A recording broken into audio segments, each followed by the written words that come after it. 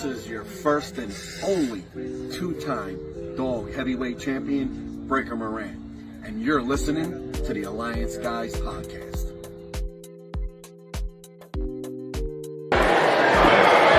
This is Lois Brain here, and I'm advising you to do yourself a favor and watch the Alliance Guys Podcast.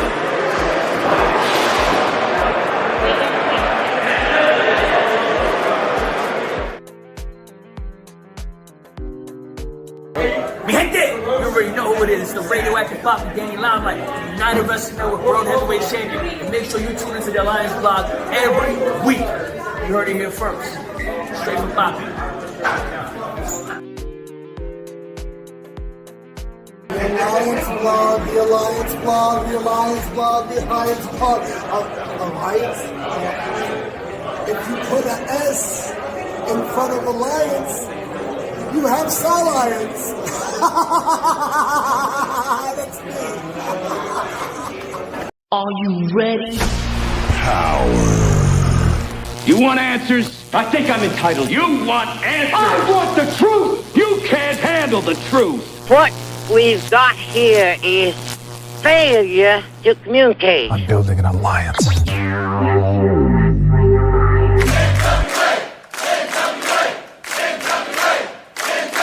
God bless the internet. Okay, let's party. It's showtime.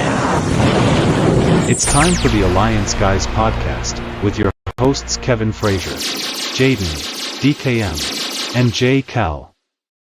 What is up, everybody? Welcome to the Alliance Guys podcast, a presentation of Alliance-Wrestling.com, your number one source for news and information for the National Wrestling Alliance. My name is Jay Cal, and of course with me are my friends, my compadres, mis amigos, DKM, Jaden. What is up, gentlemen? How are you doing? Do you do the Alliance Guys Wrestling podcast because of rustic Glassboro, New Jersey? Pretty much. I blatantly stole it from you. And how are you doing tonight, DK? I'm alive. That's a good start. Hey, I'd rather be alive than to be dead. I said what I'd said. I'd rather be famous than dead. You'd rather be famous than dead? Yeah. Wouldn't that be like most people? Yeah. I think I know I intentionally butchered the song, but I just, I don't know. Okay. I don't know. I saw there was an addition to the beginning of the show. I've been using that one quite a bit. You're just never here on time to see it. Oh, okay. Do you ever use the Goldie one or the Shamalano one? I'll be honest, I haven't had a chance to edit those down because the Goldie one has a little bit of extra. Like he started over because something happened, a loud noise. And the Jim Molyneux one, I don't know where I downloaded it, and I don't know which phone I downloaded it on, and I haven't got that one up yet either. So I guess what I'm saying is, Jaden, I appreciate you, and I failed you as a friend. I failed this city. Well, you'll also be getting some more soon, and I'll have a news about that tonight. Ooh, that's great news. That's good news. I want to say what's up to the fellas in the chat. I see Double D, Devin Dowling, the birthday boy. He's here tonight. He said, yo, the Thursday trio, how y'all doing tonight? It's good, man. Noob is here. What is up, Noob? Thanks for joining us.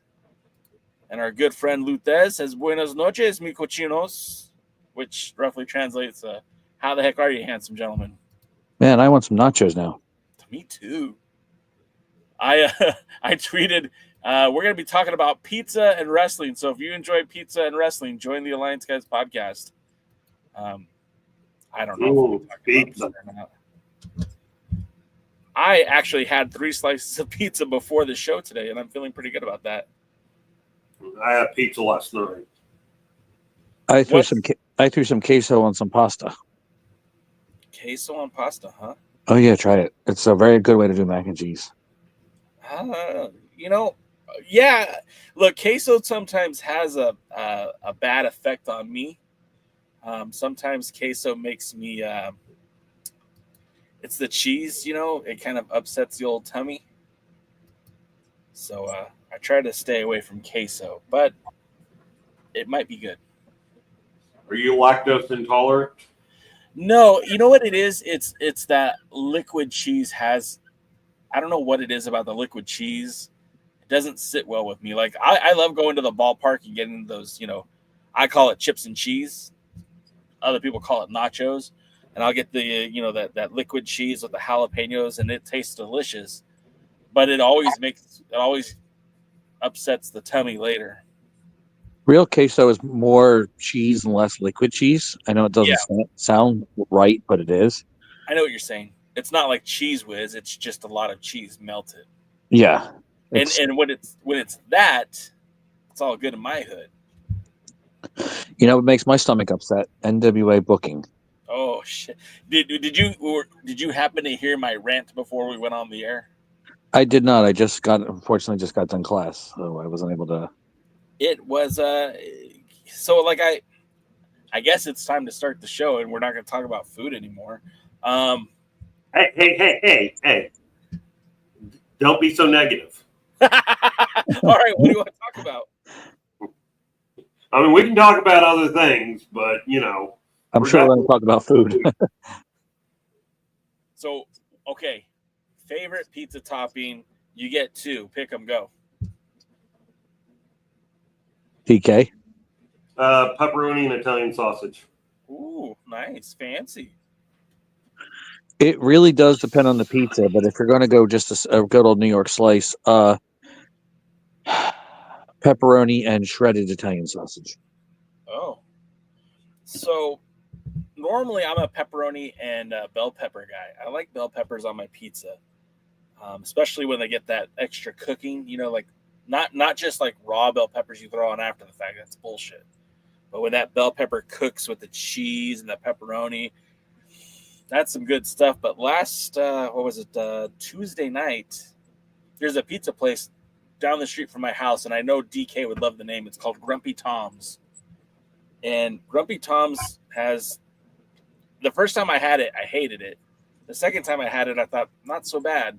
And now it's really growing on me, one of my favorite places to get a good pie. And my wife surprised me because she normally gets ham and onion, and I don't complain. I'll just eat what she puts in front of me. But she got ham and bell pepper, and it was very, very good. And I'm even, my mouth is watering thinking about it, and I already had 3 slices. So I'm a firm believer that unless it's considered tomato sauce, it doesn't belong. Vegetables don't belong on pizza. Oh, man. So no onions either, huh? I wouldn't eat onions if I was on a dare. Oh, really? Yeah, I don't like onions. What do you do on your Philly cheese though? You've actually seen one what I ate. I just get cheese and steak. Right. Well, look, be honest. I wasn't looking at your sandwich, dude. I was looking at my sandwich. Yeah, that's all you. If you have a good Philly cheesesteak, that's all you need. Yeah, Lutha says bacon and mushroom. Mushrooms. Yeah, I'm not a huge mushroom guy. It's a texture thing for me. But and I don't even like Papa John's pizza, but I used to have a boss that loved Papa John's pizza, and every time he'd order a pizza, he'd order it for the guys because we worked hard. And it's like, here, got you pizza. We're like, oh, cool, what kind? And he's like, it's barbecue chicken and mushroom. I'm like, what the fuck is that? But it wasn't bad. And when you're hungry, it's really good, but it wasn't bad. So if I ever had mushroom on my pizza, I'd probably want it with barbecue chicken just because I remember that tasting all right.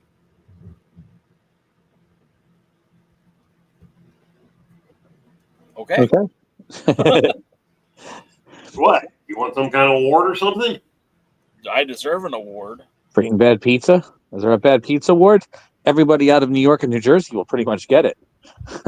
Aww. Yeah, no, there is. There's a very popular pizza establishment here called CPK, but it's garbage. Should be more called sepsis. What the sepsis? Like when you're dying? Yeah, when Jesus. you get the sepsis, because that's what that pizza is. Have you had it? Doesn't matter. It's not from New York or New Jersey. Hey, come on now. Look.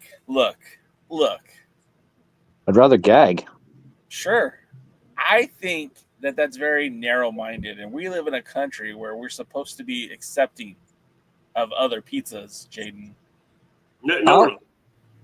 Go ahead, DK, you say it. I don't know what world he lives in. Yeah. Pineapple's not supposed to be on pizza. Agreed. Most vegetables aren't supposed to be on pizza. If you eat spicy, I'll give you the jalapenos. So wait, DK, no onions, no bell peppers on your pizza ever. No slugs, no bugs. No. No, I don't like bell pepper. Onions are weird. I don't like the flavor of like raw onions, but cooked onions don't sit well on my stomach. I don't know why. Because I love like the taste of a grilled onion. Yeah. But man, I will have indigestion and nausea for days after I eat anything with grilled onions. Man, I'm learning a lot about you guys, and I'm kind of disappointed. Well, we don't like bad food. I mean, you should have known that when we said we don't like avocado. Yeah, I was going to say, we've been disappointed in you for a long time with the avocado thing. So, So there's a place not far from where I work. There's two places. One of them is called Nickelodeon Pizza. They've been around for like 100 years. And that place, they're famous in the area because they do chorizo and avocado on the pizza. You guys would hate it. And then there's another place called Pizza Q. And I don't even know if that's still open, but Pizza Q would do like barbecue on their pizza. So you get a barbecue, like they'd put a, not brisket,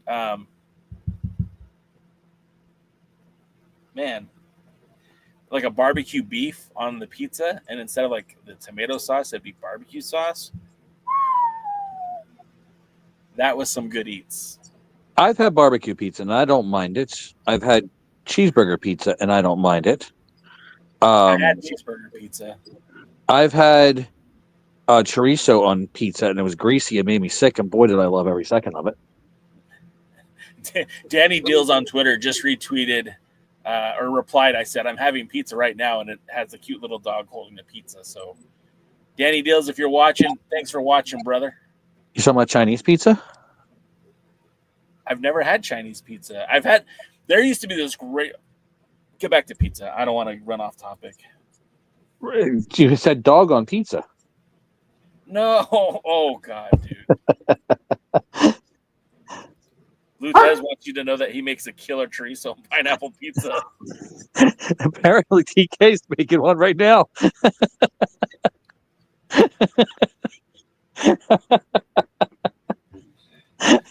You boys need help. You really needed to say that out loud. No, everybody who knows us knows that, but we might have some new people who aren't as aware. Anyway, but pizza. Also, I can eat a I don't know what to call it. It's a souffle, but everybody else calls it deep dish pizza, or whatever the Chicago style or whatever which has everybody I know from Chicago doesn't eat. I could eat that, but I'd also don't consider that a pizza. It's more like a lasagna, isn't it? I guess so. Yeah. I mean, it's all right. Whatever it is, it's good. I consider it pizza. I don't consider it pizza. I mean, it's like kind of more of a casserole.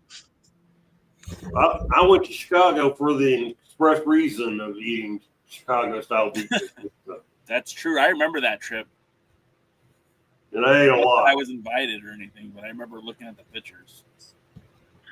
That made a really good one, though. Go ahead, DK. I'm sorry. I was just saying, I don't think I knew Jay that well back then. No, you didn't know me enough to go get pizza with me, but you knew me enough to let me see the photos of you on Facebook.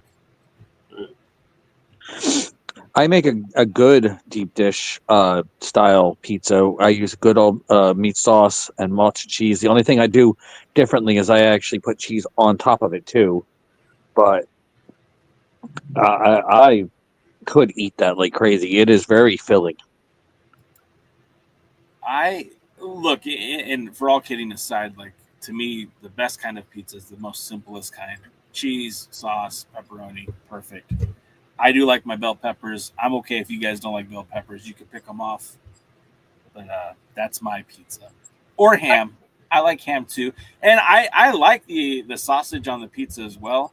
It's just that usually gets a little bit more greasy. For me than the pepperoni or the ham. Well, more than the ham. The pepperoni's kind of greasy too, but whatever. Look, I'm not picky. If you put pizza in front of me, I'm going to eat it. I don't care what toppings are on it. I don't care what's on it. I'm going to eat it. If I don't like the topping, I just flick it off.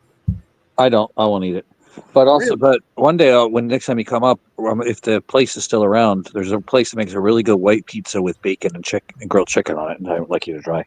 Oh man, we used to when I was growing up, there was this pizza place not far from our house. It was called Michael's, and it was kind of like that traditional pizza place from back in the '80s.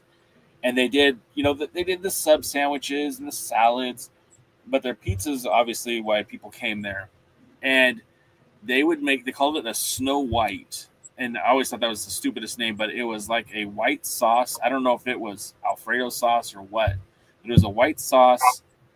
And it was very garlicky. They didn't put any topping on it. Just a cheese pizza, but with a white sauce.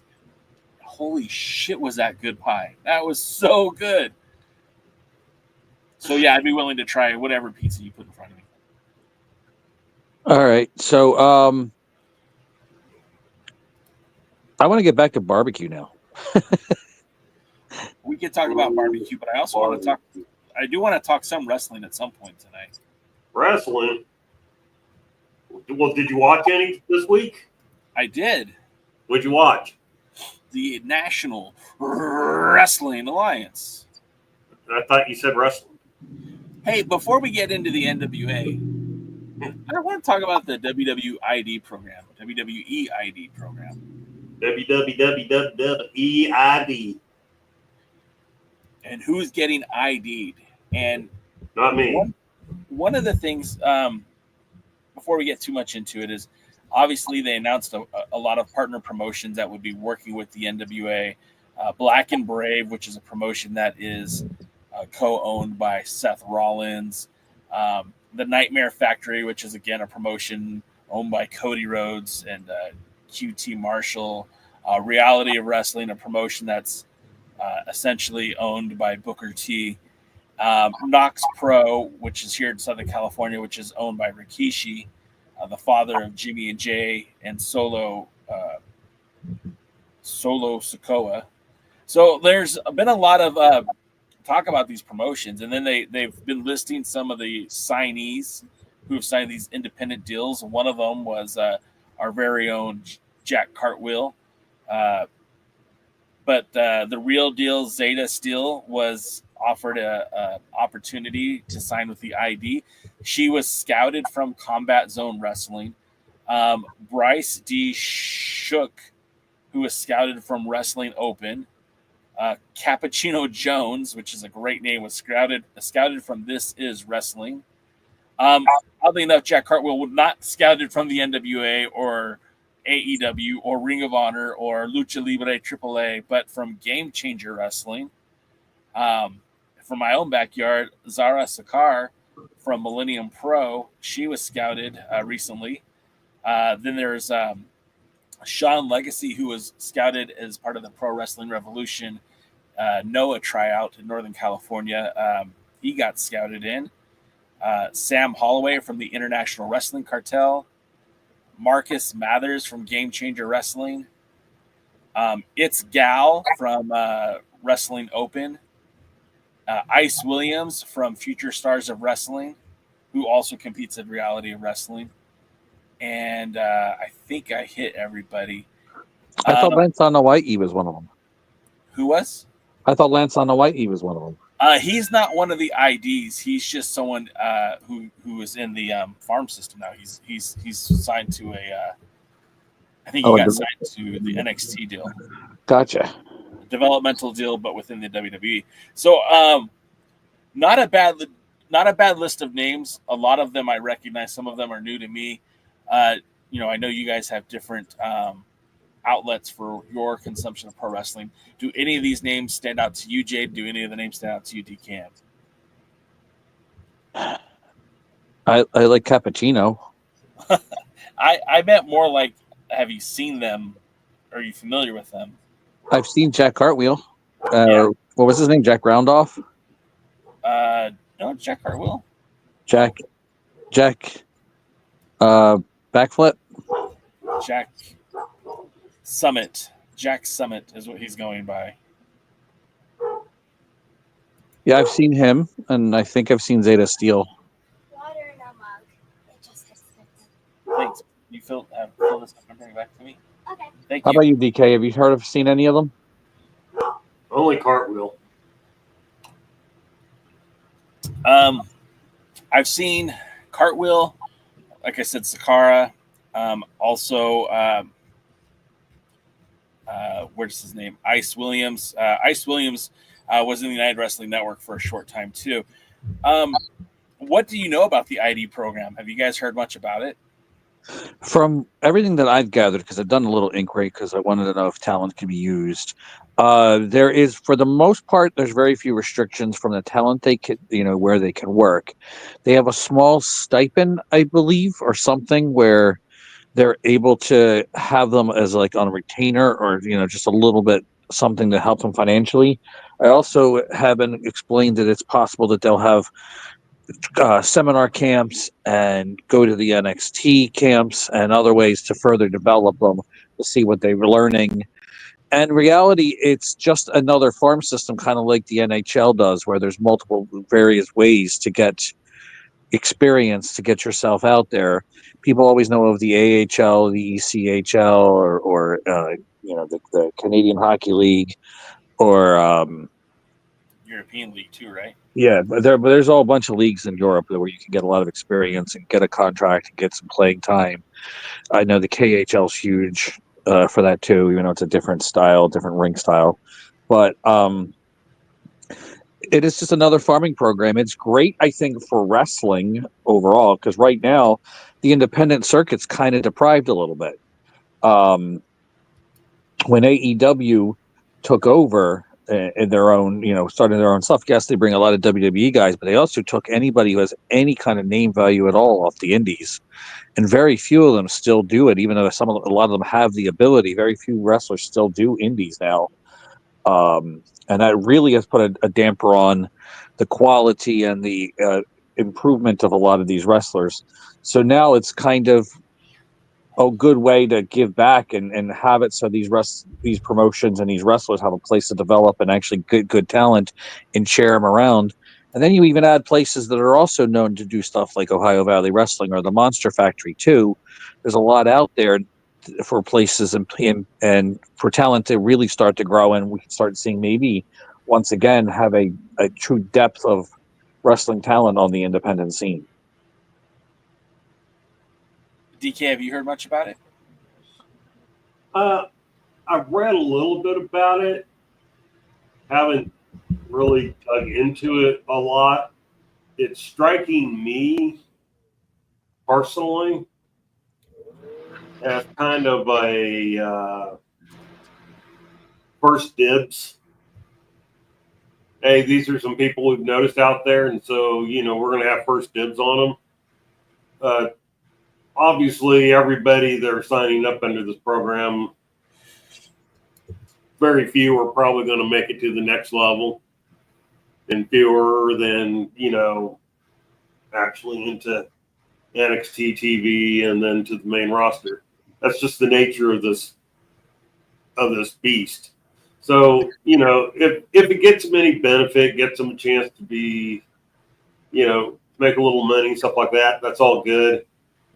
I'm not going to be overexcited for anybody just because they got signed to this deal.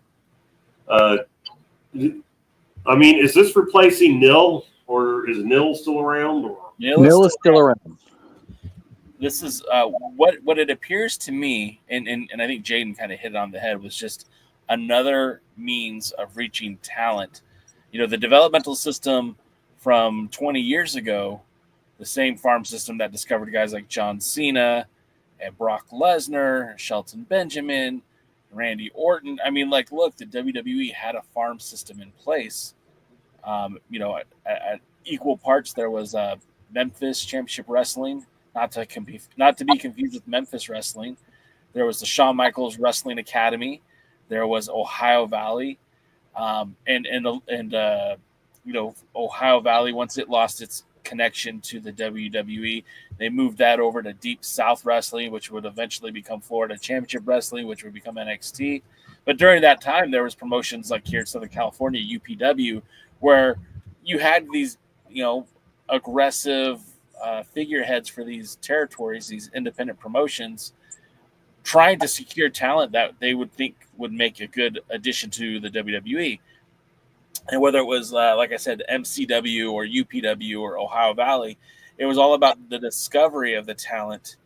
And once you found somebody who you thought would be a good fit, then they would get promoted to that next level and groomed for these positions. I mean, you look at the WWE back then, and again, that graduating class with John Cena and like CM Punk was there, and they were pulling talent from everywhere. And they went away from that when they started doing the NXT, and they started just training in-house. And I believe it was Vince McMahon whose idea was to just get the talent from colleges, just get professional athletes with the whole next in line, the NIL. And that wasn't a bad idea either, because there's been a lot of great discovery for the WWE with those kind of wrestlers. I'm going to butcher his name, but Obi Fima. He's a former NXT North American champion. Like, that dude, to me, I think he's a future world champion.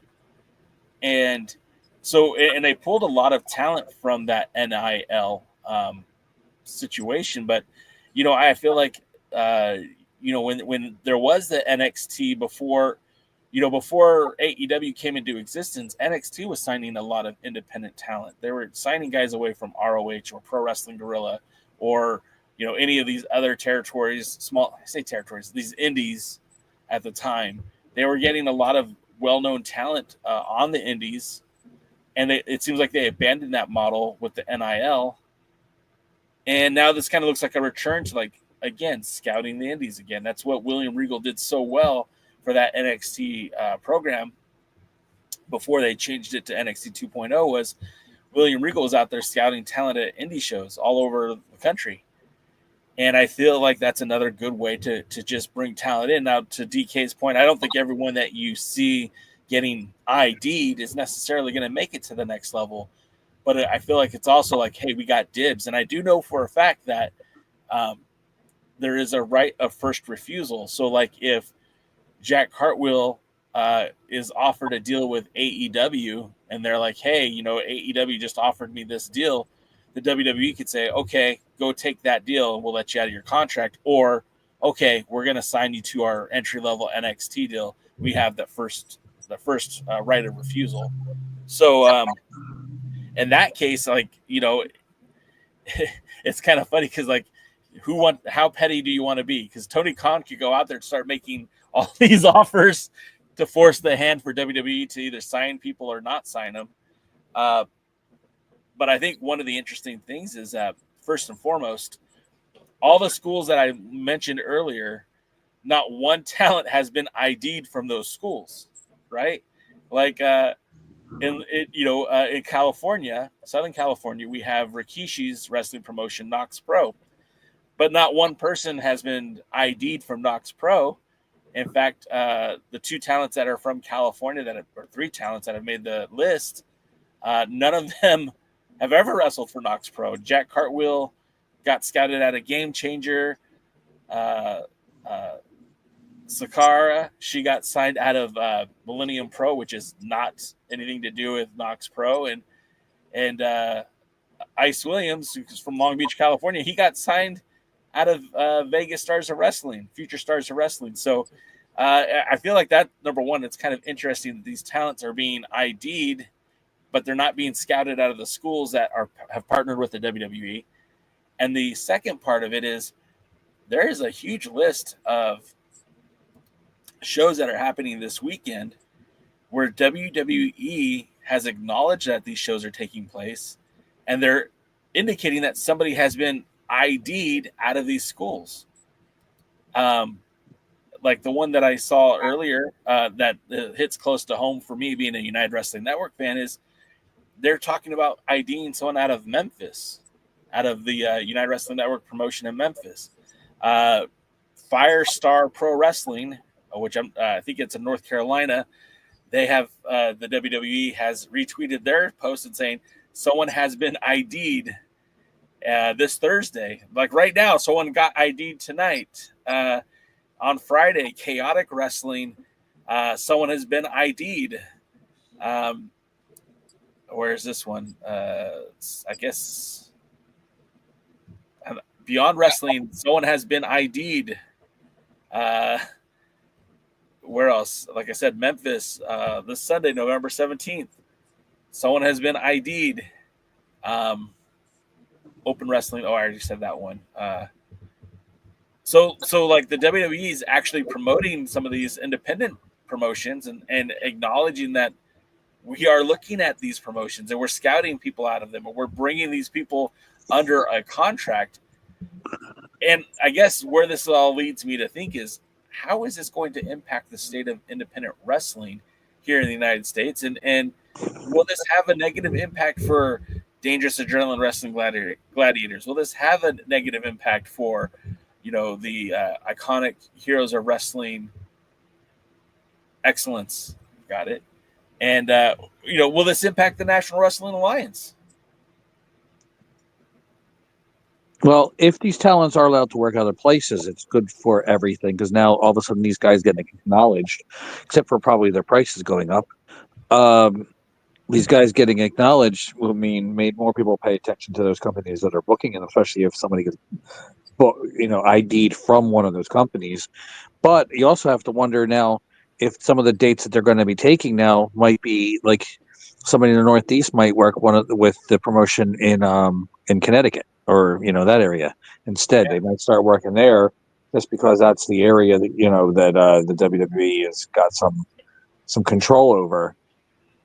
Are those dates going to be the most important dates now? So now you have to worry about that.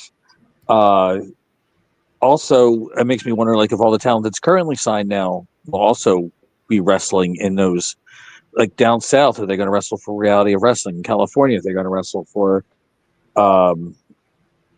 Rikishi's and who's his brother that's also running it? It's not just Rikishi. It's the Black Pearl. Black Pearl, yeah. Good on you, by the way.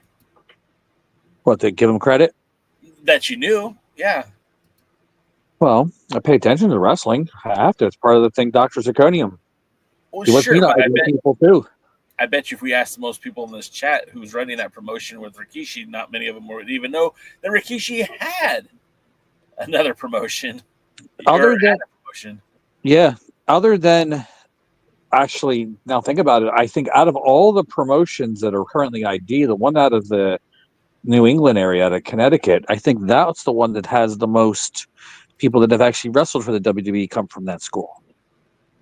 It originally started with what was his name? Really, really good. Bobby Bradley or Robert. I can't think of his name. He was a WWE developmental guy. He had an amazing feud with Kurt Angle in Memphis Championship Wrestling. And he was basically, like, a lot of people considered him like a Rob Van Dam ripoff. But I always found him more talented than Rob Van Dam. He just didn't have Rob Van Dam's charisma.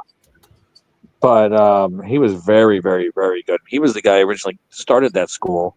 And also, the head trainer now was actually a Kowalski student and actually worked with Triple H in his time. Huh. That's probably the association. Yeah, in some ways, or DK, I want to hear your take on it. I'm sorry.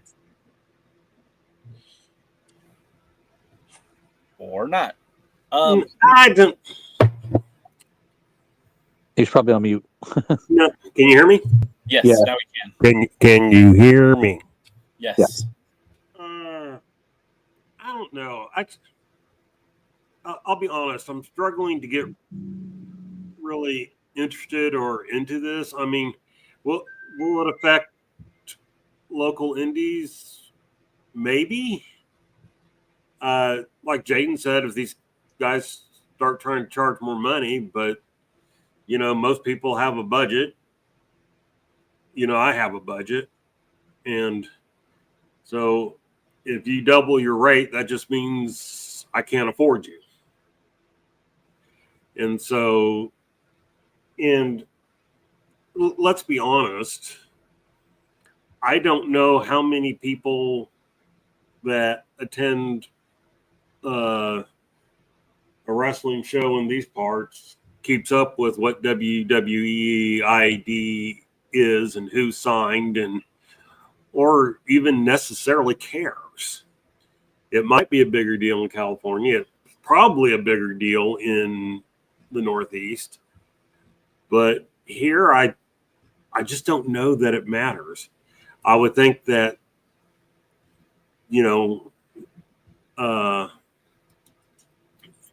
Reality of Wrestling would, might use them more, but I don't know. So I don't know that this is as big of a deal as some people are trying to make it out to be. In 5 years, it may or may not still be around. In 5 years, we may only have one person who's a star in wrestling that comes from it. That doesn't even mean that there'll be a star in wrestling for WWE. It's kind of like American Idol. There are a lot of people who tried out for American Idol that eventually went on to have careers, but they never even made it, they never even made it past some of the early auditions. So I don't know. I'm very tempered on it, if that's the right word. And you should be, honestly. You shouldn't get too excited. If anything, it just means hopefully there's some better talent on the independent circuit, which may lead to some other talent getting better, because steel sharpens steel, A good example is I actually am looking up the Elite Pro Wrestling Training Center, and it's for the Northeast. Some of the wrestlers who've actually made the WWE, who've trained there, are Kofi Kingston, Ivar, Tommaso Ciampa, Oni Lorcan, aka Biff Busick, Donovan Dijak, Brian Milianis. I don't know him, but Damian Sandow, aka Aaron Stevens, he's kind of familiar. What was that name again? Brian Milonis. Wasn't he was in ROH, wasn't he? I'll take your word for it. I don't recognize it, but he was the big guy, right? The bouncer. Yeah, I think so. That name's very familiar. And so about the only place I can think I would know him from is ROH. You out there in the chats, tell us who he is. And if you haven't already liked the show, like the show. Damian Sandow, a.k.a. Aaron Stevens. Palmer Cannon. Ken Doan, a.k.a. Kenny Dykstra. Darren Young. Chad Wicks, who is Tank Tolan's favorite wrestler. Johnny Curtis, a.k.a. Fandango. And Josh Briggs. So I actually recognize all but one. That's a pretty good list of that school has developed. And the head trainer was trained by, like I said, Killer Kowalski, but also spent time working with Pat Patterson and Tom Pritchard. So there's a lot of experience he possibly got from learning from them.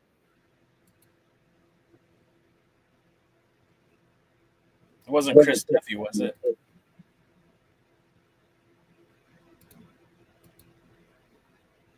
Okay. No. I can't think of his name. Scott Reed's one of them. I know Scott Reed, and he was trained by Steve Bradley, the mofo Steve Bradley. That's the guy I couldn't think of earlier, but the other guy's Mike Hollow. That's it.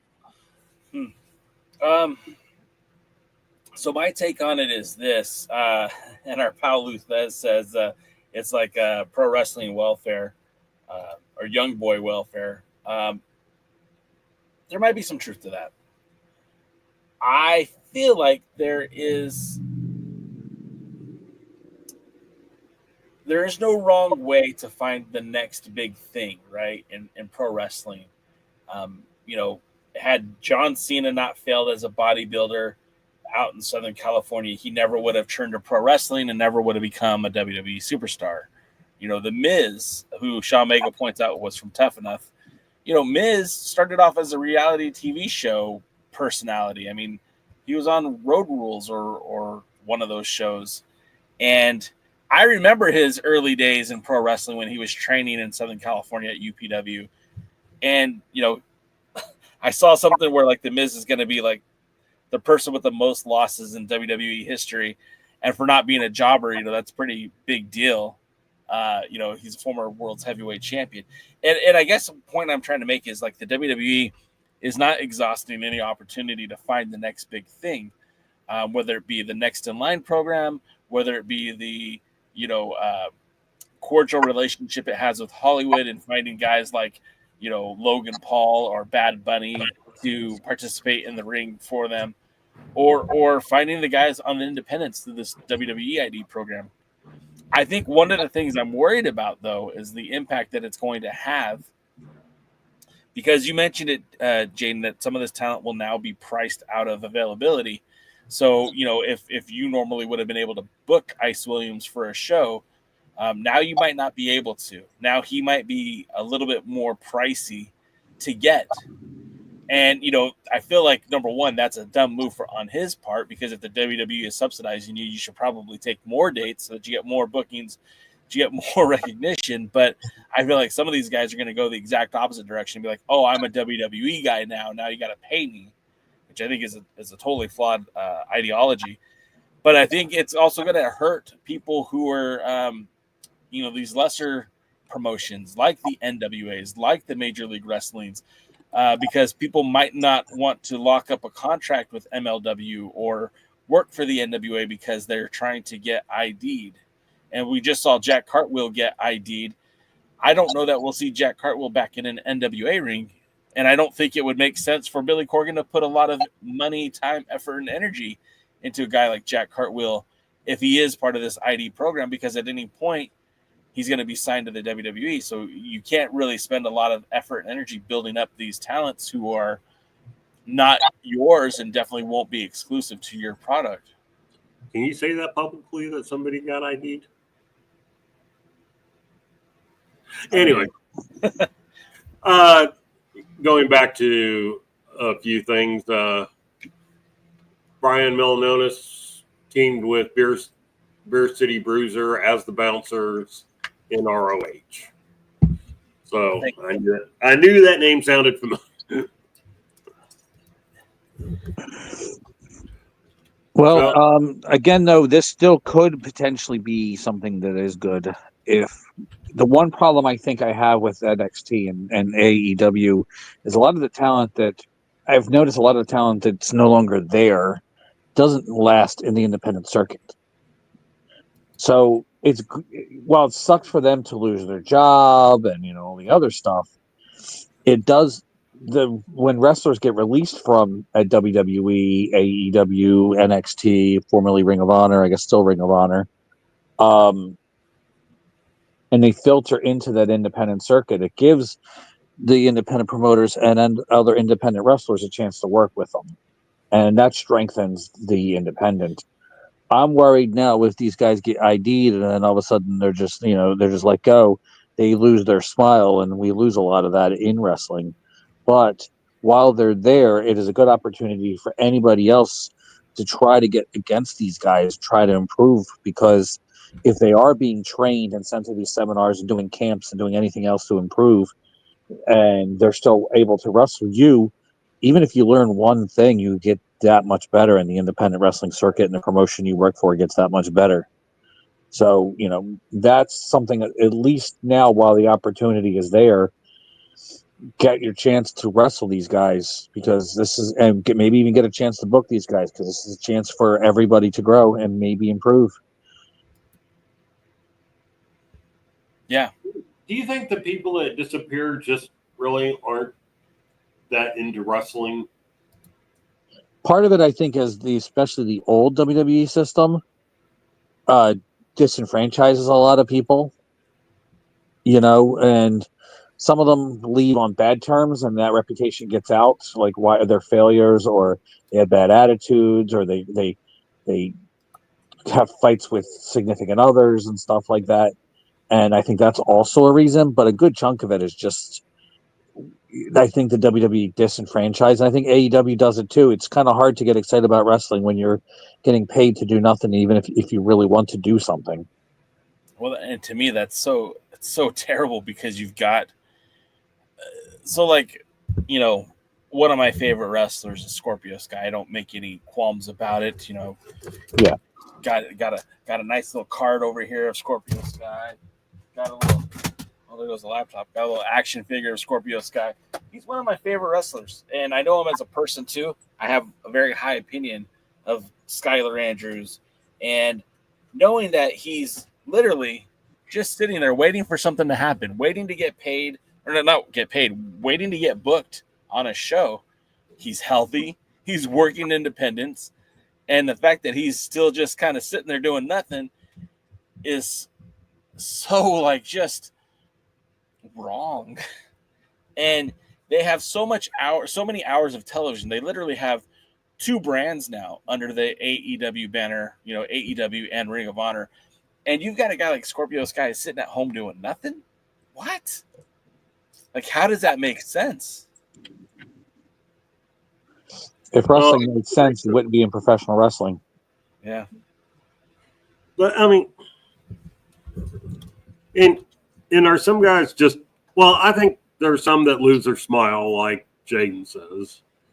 I think there's some that, if it's not WWE, they're just not really interested in being a part of wrestling.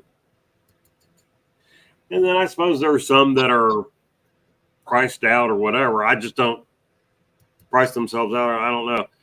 Like some people may remember in NXT a guy by the name of Damon Kemp. Damon Kemp, I think. And, he was let go. He was let go back at the beginning of July. He's the real life brother of Gable Steveson. His name's actually Bobby Steveson, goes by Bobby Steveson. And when he first got released, he was posting on Twitter, formerly X, now Blue Sky, whatever. No, Blue Sky and X are different. I know, I'm making fun of some stuff there. Sorry. Yeah, that he was ready to start taking bookings and, reach out to him and stuff like that. And I've never heard of him being anywhere. And so it's just I'm not saying he has been, but I have not heard of him being anywhere. And I think even AEW in some places learned with what was that guy's name? Parker Boudreaux, yeah. Yeah. A lot of people said NXT mishandled him, and then he went to AEW and was on AEW and on ROH. And then some people said, well, maybe we know why WWE released him. And then, right after it was announced that he was signed, he disappeared from AEW and went. He was somewhere else for a little while. I don't remember if it was MLW or whatever. But he went somewhere else. AAA too. Yeah. But, he was somewhere for a little while here in the States, and then that didn't last very long either. And, the truth was the next Brock Lesnar couldn't work. Yeah. And so I just don't know. And again, I think this is all a long way of saying what we all kind of said. Is it good? Is it bad? To be determined. Don't know.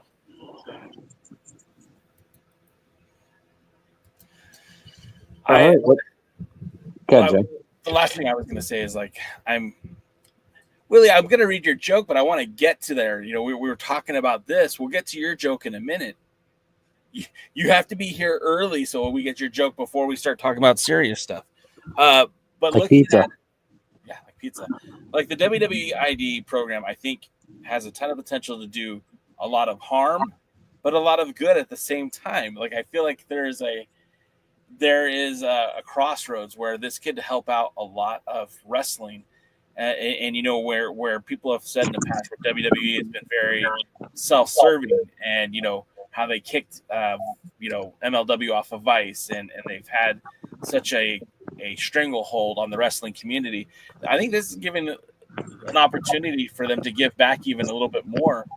And with the idea that the WWE could be partnering with Pro Wrestling Noah in Japan, the fact that WWE tried to do something in Europe with the whole WWE the NXT UK program and that product, I feel like there is a ton of potential good with this program. But I also feel like, similarly to the NXT UK, that this could be disastrous for the independent scene in Southern California, because by locking these guys up, the talent up, similarly to the way that Tony Khan did, it's going to decimate the independents if it means these talents are going to be unavailable to work. And again, why would you ever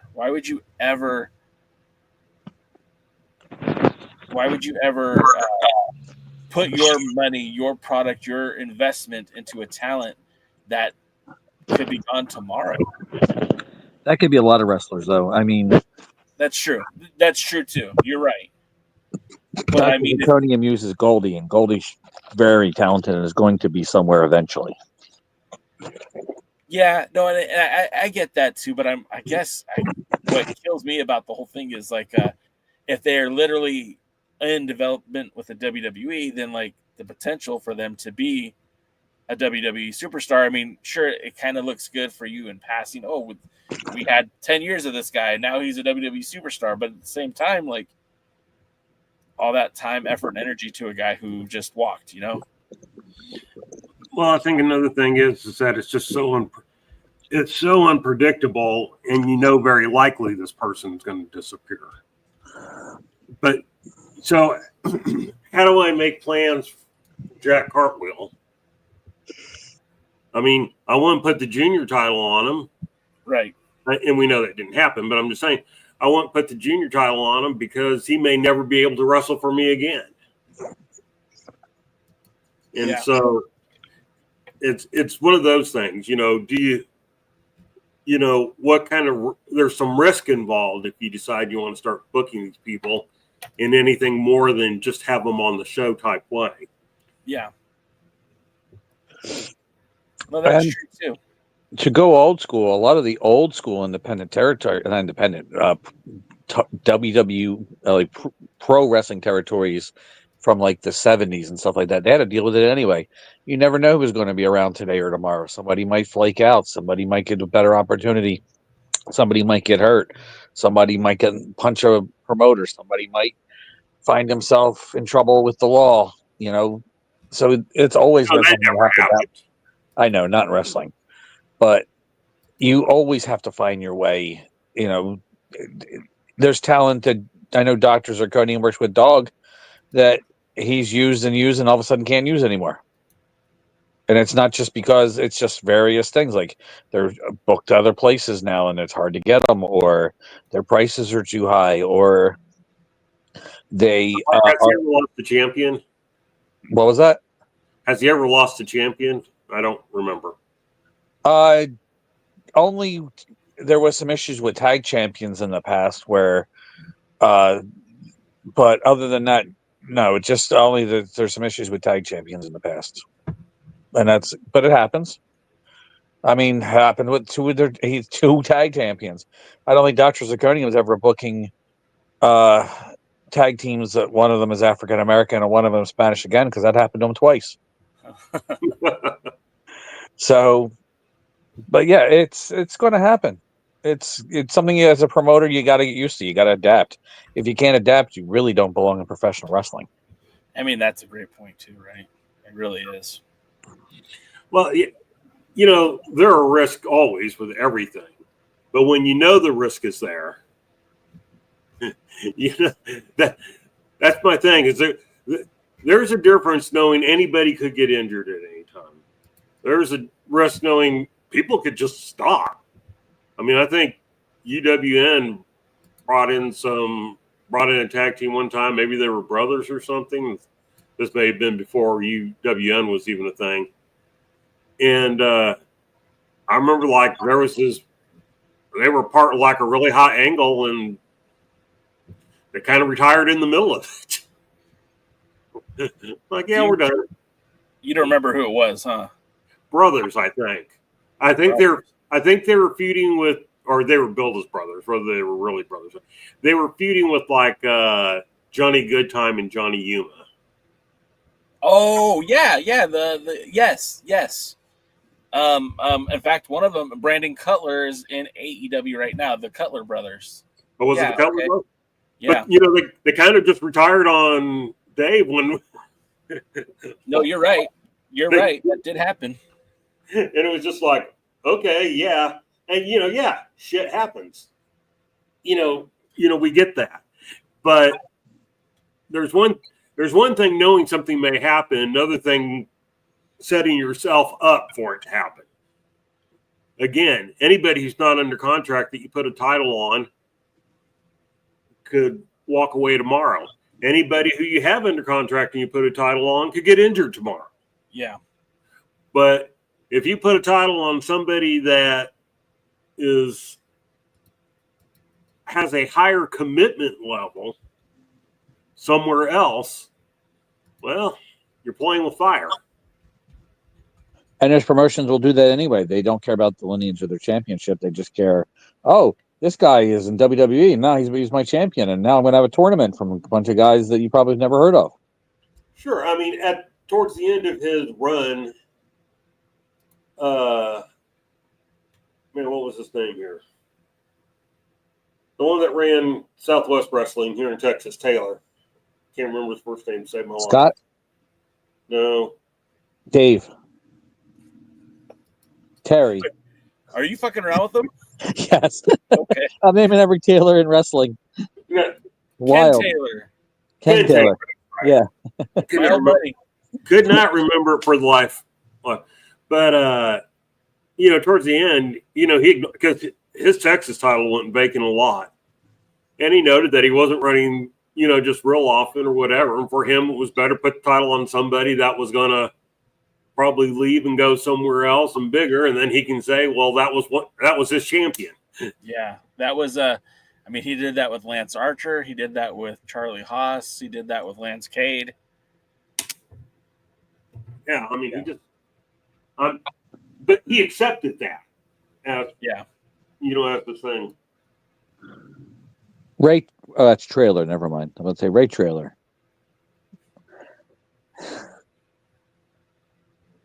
I'm sure there's more Taylors I'm missing. Oh, I'm sure there are. Jeez. Just a few. All right. Well, okay. So that, I mean, look, that was an interesting conversation, and I like talking about that. I see some conversation in the chat. I want to get to it real quick. Sam Retro says, I didn't know Scorpio Sky was still in AEW. Apparently neither does Tony Khan, because he hasn't called him up yet, but the dude is, I've seen him. He's in the best shape of his life. He recently did a tag team match with Kazarian on the Independents. I really feel like if given the opportunity, he could really thrive. And not that I'm fantasy book here for a minute, but you know, I feel like with his athletic background, he would fit in very well with the Hurt business. Hurt Syndicate, I guess is what they're calling him now in AEW. But Sean Mega says it's a gift and the curse. The wrestlers are getting paid, but they're being held hostage. It's almost like promotions sign some guys because I think the catering staff needs the reps. That one's funny. Sean Mega says WWE will never take non-English speaking wrestlers serious. He also said that Parker did not have Brock Lesnar's work ethic. And then Willie Bowen, WWE sucks. Willie also has a joke for the day, and I wanted to wait to read it till we were changing gears here, so I'll read it now. Tyrus will be in the next Donkey Kong movie. He wanted to play the princess, but the producer suggested that Tyrus play the role of the gorilla. That one was a little bit of a stretch there, Willie. That wasn't your best one. And, I know you wanted him to push that one, but maybe you should have, while you had the time, put up a funnier one. You know what, Willie? It wasn't bad, but you've done better. Yeah. And then somebody I have not seen in our chat before, Tim Wilcock, the funny guy, says, "Hey guys," and his question, I guess, to the three of us and maybe those in the chat: if you could choose one person from another company to become the ace of the NWA, who would it be? Keep in mind, someone like CM Punk wouldn't work in the NWA. It would most likely mean nothing to the fans. It would mean everything to the fans except for Overmind. Everybody else would probably go nuts about it. Yeah. Well, like, look, it was a pipe dream when CM Punk was a free agent. People were talking about TNA wrestling, and I think that would have been a good fit. Not in the, I don't think he works for the NWA because he's so pricey, right? And Billy Corgan won't pay what it would cost to acquire somebody like CM Punk. So I'm gonna let you answer that question first, Jaden. Like, if this was Jaden's NWA, what's the one wrestler that is available? Well, I guess it doesn't even have to be available. One wrestler right now in the world you would use to be the ace of your NWA. I'm going to do a joke one first, just so I can one up Willie Bowen. I'll pick Tyrus, and then I'll push him on to Billy Corgan and eliminate both at the same time. That's a double disqualification. All right. Now, seriously though, does it have to be like a WWE or of AEW wrestler, or is it anybody? He just said from another company. So I mean, New Japan, AAA, CMLL, AEW, WWE, Maple Leaf Pro, All Japan, Pro Wrestling Noah. You get to pick.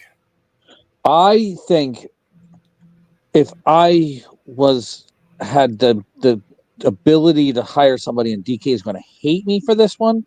If I'm going to hire somebody who's going to make the most positive influence to the NWA when it comes to actually drawing eyeballs, I would probably pick Joe Hendry. You like him, you dislike him. He's not my favorite wrestler, but I could see the ability to make money with him. And in all reality, that's the most important part.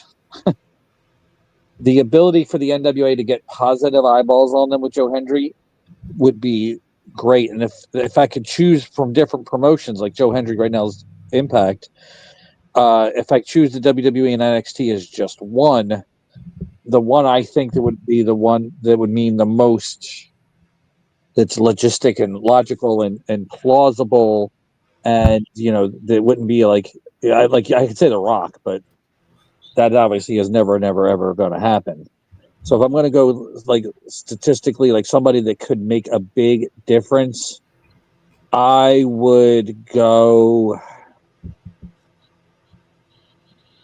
That's a hard one now because I'm going through the roster in my head, and there's some ones that are plausible. I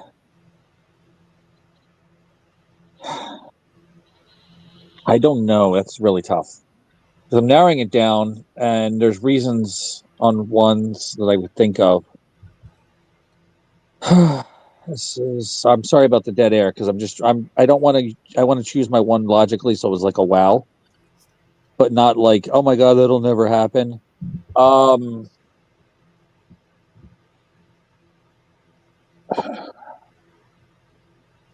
I would actually probably choose Joe Gacy. Oh wow, Joe Gacy. He's got something. He's part of the Wyatt Six, but I think out of all the people in the actual Wyatt Six, he's the one with the most potential to be something outside the Wyatt Six. He's smaller, and if he gets released, I know he loves wrestling, so he'll probably stay there. So I think Joe Gacy would be somebody that if he does get released, I see the NWA possibly, working with. For AEW, I want either Shelton Benjamin or Claudio Castagnoli. So since Shelton was just signed, I'll go Claudio. I think if somebody who knows what to do with Claudio, he can be a big time star in the NWA. You guys? DK, do you want to go or should I go?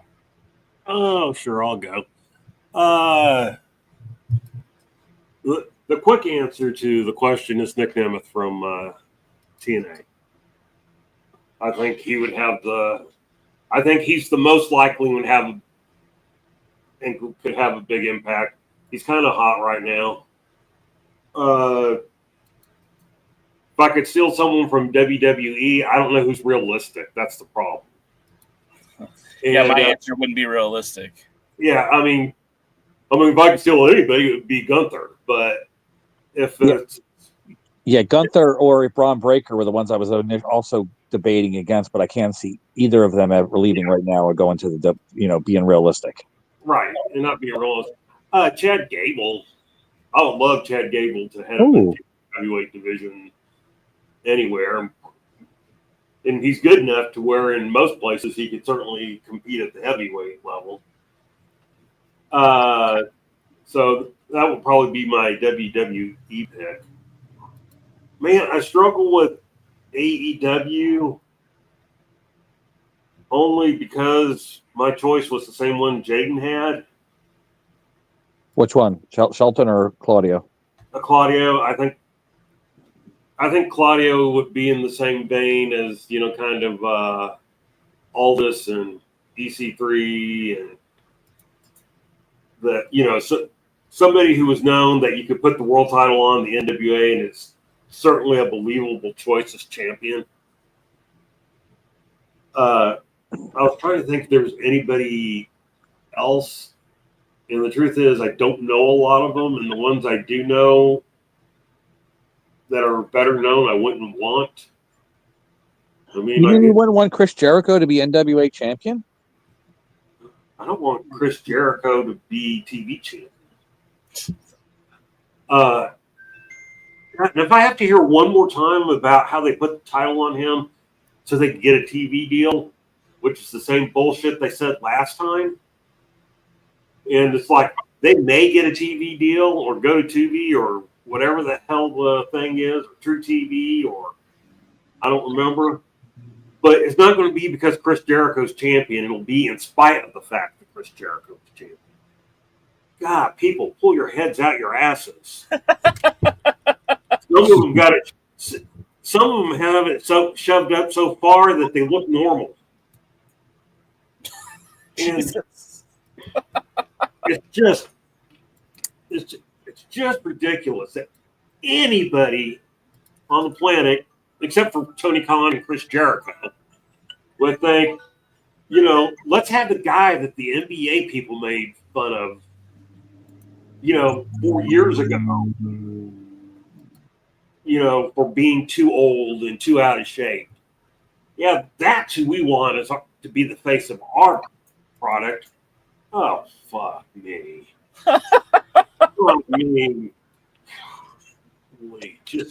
So, yes, who would I pick?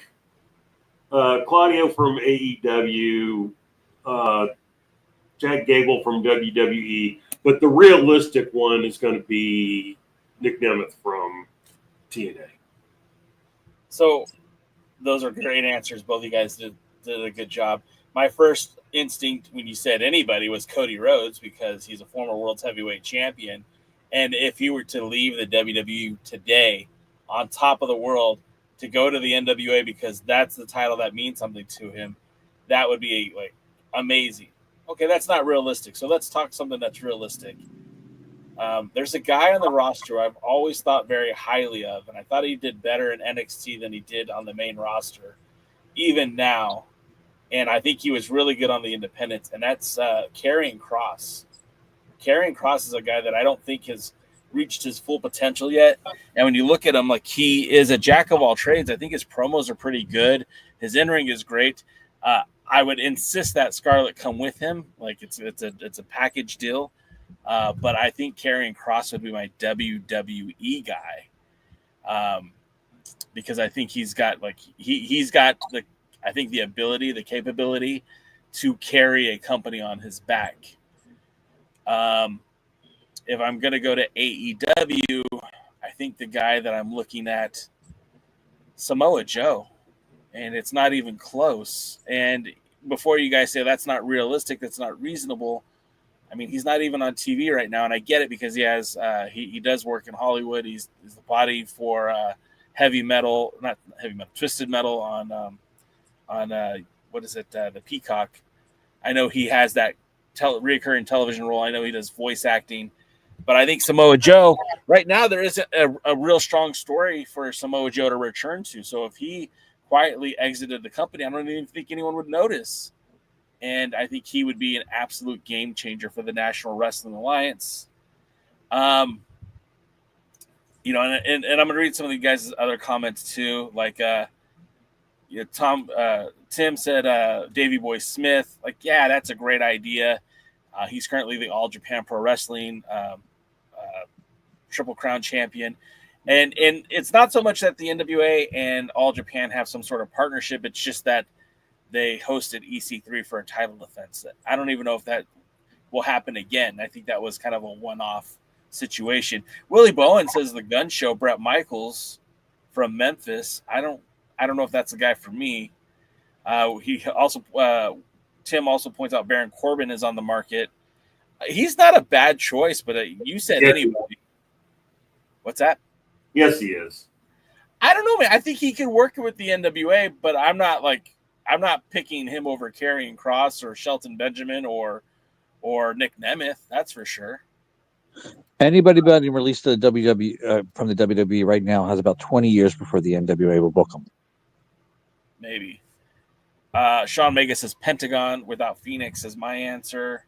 I mean, that dude was way over with Lucha Underground, and I get it was a Lucha show, but I think as a singles competitor, that guy could really be money.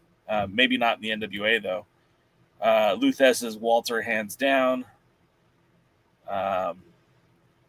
Luthes is Gable for junior heavyweight.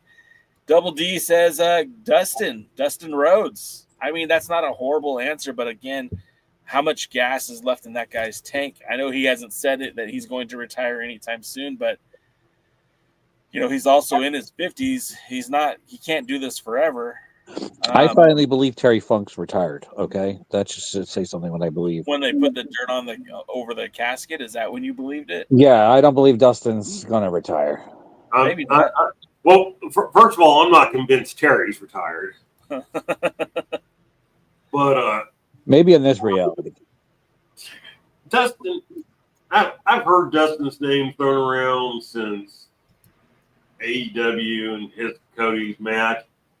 No, Dustin's not the right person. He's better now than 75-80% of the roster.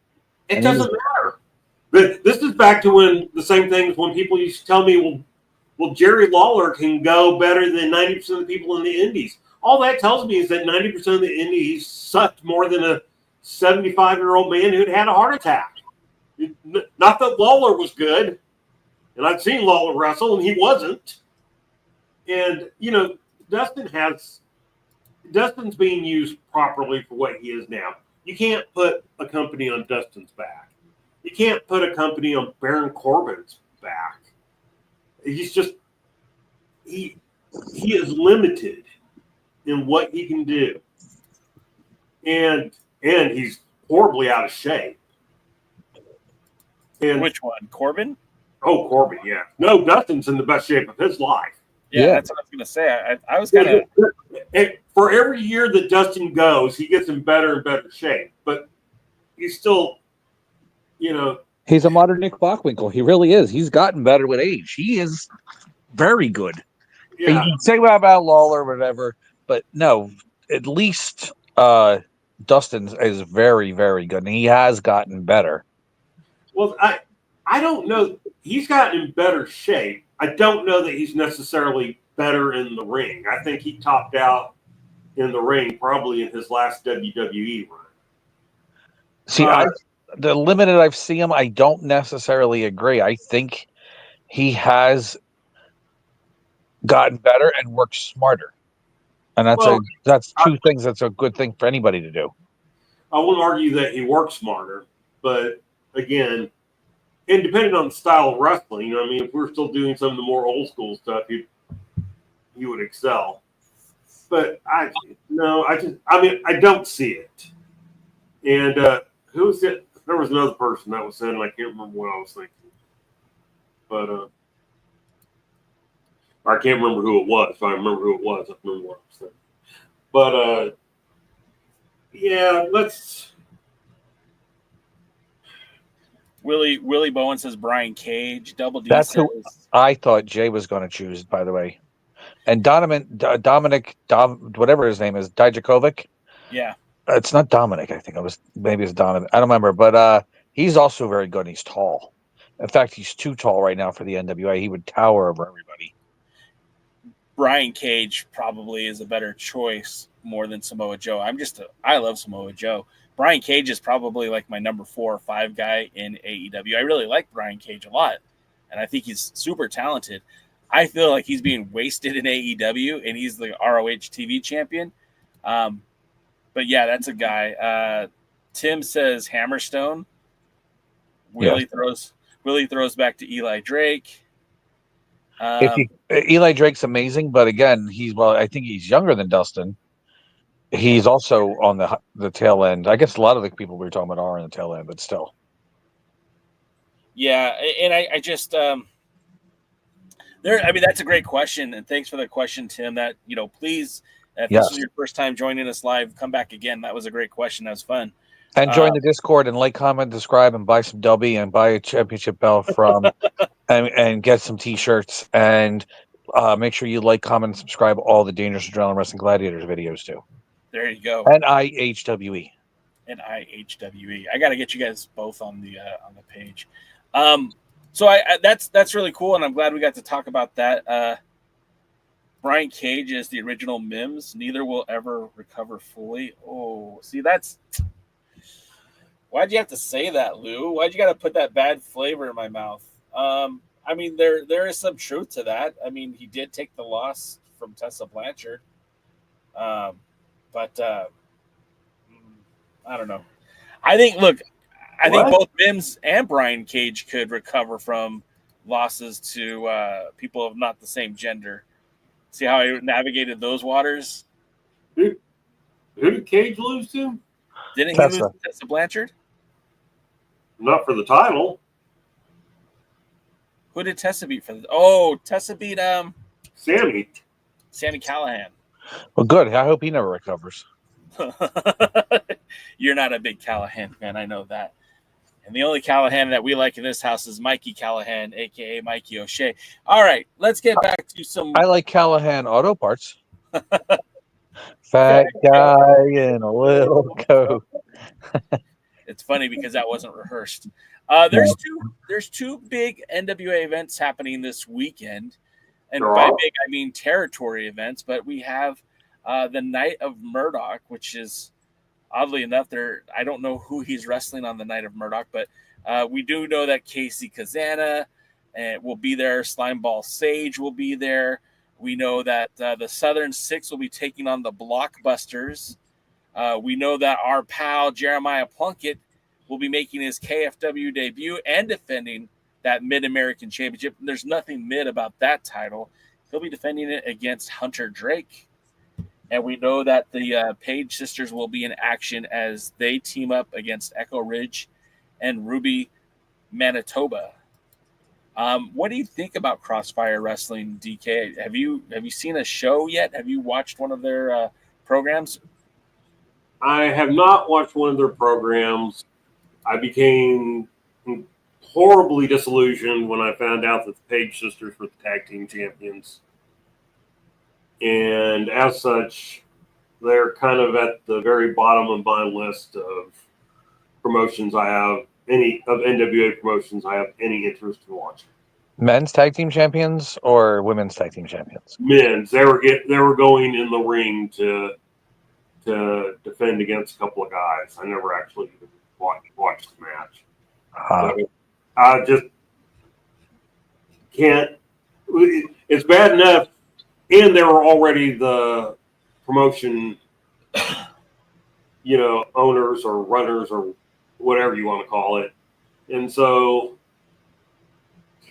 No, I'm sorry. I love Kenzie. I love Kylie. I can't watch that shit. I mean, that's fair. Yeah, and I've never watched them either, and I didn't even know that. And it's only because I really don't even think they're available, are they? Like easily accessible? No, I think they're on the Title Match Network, and so it does get a little bit hard to, you got to be paying for that service to watch those programs, and I think it's hard enough as it is, especially with this economy. Paying for wrestling when there's so many free options out there, it's counterintuitive, and I hate to say it because, like, look, at the end of the day, you should be going to your live wrestling events. You should be going to your independent wrestling events, putting down your hard-earned money to watch pro wrestling. But when there's 1,001 outlets for watching free wrestling from home, it's hard to convince me to put down $14.99 a month so that I can watch independent wrestling, which I might not even subscribe to some of these companies. I might not even like these companies. And I don't mean that to sound so negative, but it kind of is. It's like, the NWA put their show for free on X. United Wrestling Network has their programmings available on YouTube. The WWE makes it available to watch CW right on your over-the-air antenna. I mean, it's NXT. I said CW, but on CW. There's so many ways to watch wrestling today that you don't really have to pay for it unless you really, really, really want it. And there's not anything that matches happen for Kross Fire that has convinced me that I need to see that show. Sorry. Yeah, I'm just not paying for wrestling anymore. Yeah, well, I mean, look, there's Joe Kazana Promotions has put theirs events on YouTube. Why did that sound so funny for me to say? I don't know, but you could watch Joe Kazana Promotions on YouTube, and you're still supporting the NWA if that's important to you, but you're watching good wrestling and you're not paying for it. And again, with no disrespect to the Henry sisters, I should say, not Kenzie sisters. No disrespect to that family that promotes wrestling, but again, you got to blow me away if you're going to want me to put money down for that show. And Juventud Guerrera isn't going to get me to spend my money. Neither is Trevor Murdoch, unless it's an incredible booked match. And so far, I haven't seen that. I'm more likely with Trevor than I am with Juventud, but even still, I'm not paying. I paid money to watch Juventud wrestle in Mexico, and I was extremely disappointed. So disappointed. The most I've been disappointed in Mexican wrestling was a match that Juventud Guerrera was in. So I did pay to see, though. I actually paid to see Trevor Murdoch win the NWA, or win or defend the NWA national title on a United Wrestling Network event. Yeah. You saw him win that title. He beat Aaron Stevens. Yeah, I saw that. Yeah, I paid to see that too. So I enjoyed that. I guess the point I'm trying to make is if it's a booked match that is interesting to me, then maybe I would see it. If it was I don't know. I don't want to pretend like I have a match in mind, but again, I don't want to pay for wrestling when it's something that I can see comparable products for free on the internet. And speaking of a free wrestling show on the internet, the following night in Cleveland, Ohio, we have the usual suspects and some of those matches that have been announced. Anthony Day versus Sebastian. Ashton Day? Did I say Anthony Day? Yeah, I was making sure with the same person. Ashton Day, excuse me. Trevor Murdoch will be in action taking on Hayden Backlund. I don't know if he's related. To Bobby or to Gigolo Jimmy Backlund? I wonder if he's related to either one of them. I was thinking Bob Backlund. I like Jim Backlund too, if you know who that is. Jimmy Del Rey. I remember. I didn't. Then you have the Victor Goes the Spoils match presented by Aaron Stevens, where you put Man Bun Jesus, Sam Beal, and Lord Crew versus Carson Drake and the Slime Balls. God, I hope they fall out of the ring into a pit of acid. You know what? I like Lord Crew quite a bit. No, I meant the other team. Okay. Then you have Maya World taking on Tiffany Nieves for that Exodus Pro Women's Championship. Is her middle name Hole? Maya Whole World? No, not at all. Not even close. And then in the main event, you've got EC3, Richard Holiday challenging Tom Latimer in a triple threat match for the 10 pounds of gold. And normally, I know you both say, like, I'm not a triple threat kind of match guy. I don't like title matches and triple threat matches. I prefer my title matches to be one-on-one. But I think this is an interesting match and certainly something that I would be looking forward to watching either Saturday or Sunday. I don't know if I'll be able to watch it live, but that's a matchup that I think is going to be very, very interesting. And, we got really excited about the last time Richard Holiday had an opportunity to wrestle for the 10 pounds of gold. I kind of thought that we were all going to get swerved going into 76 and that Richard Holiday would win the title. And then we'd get that triple threat match at the 76 show. That didn't happen. Maybe we'll get swerved this weekend. Maybe we won't. Any predictions for what's going to happen, DK? Do you think we're going to have a new champion after Sunday? No, I'm going to assume Latimer retains. You think Latimer retains? What about you, Jaden?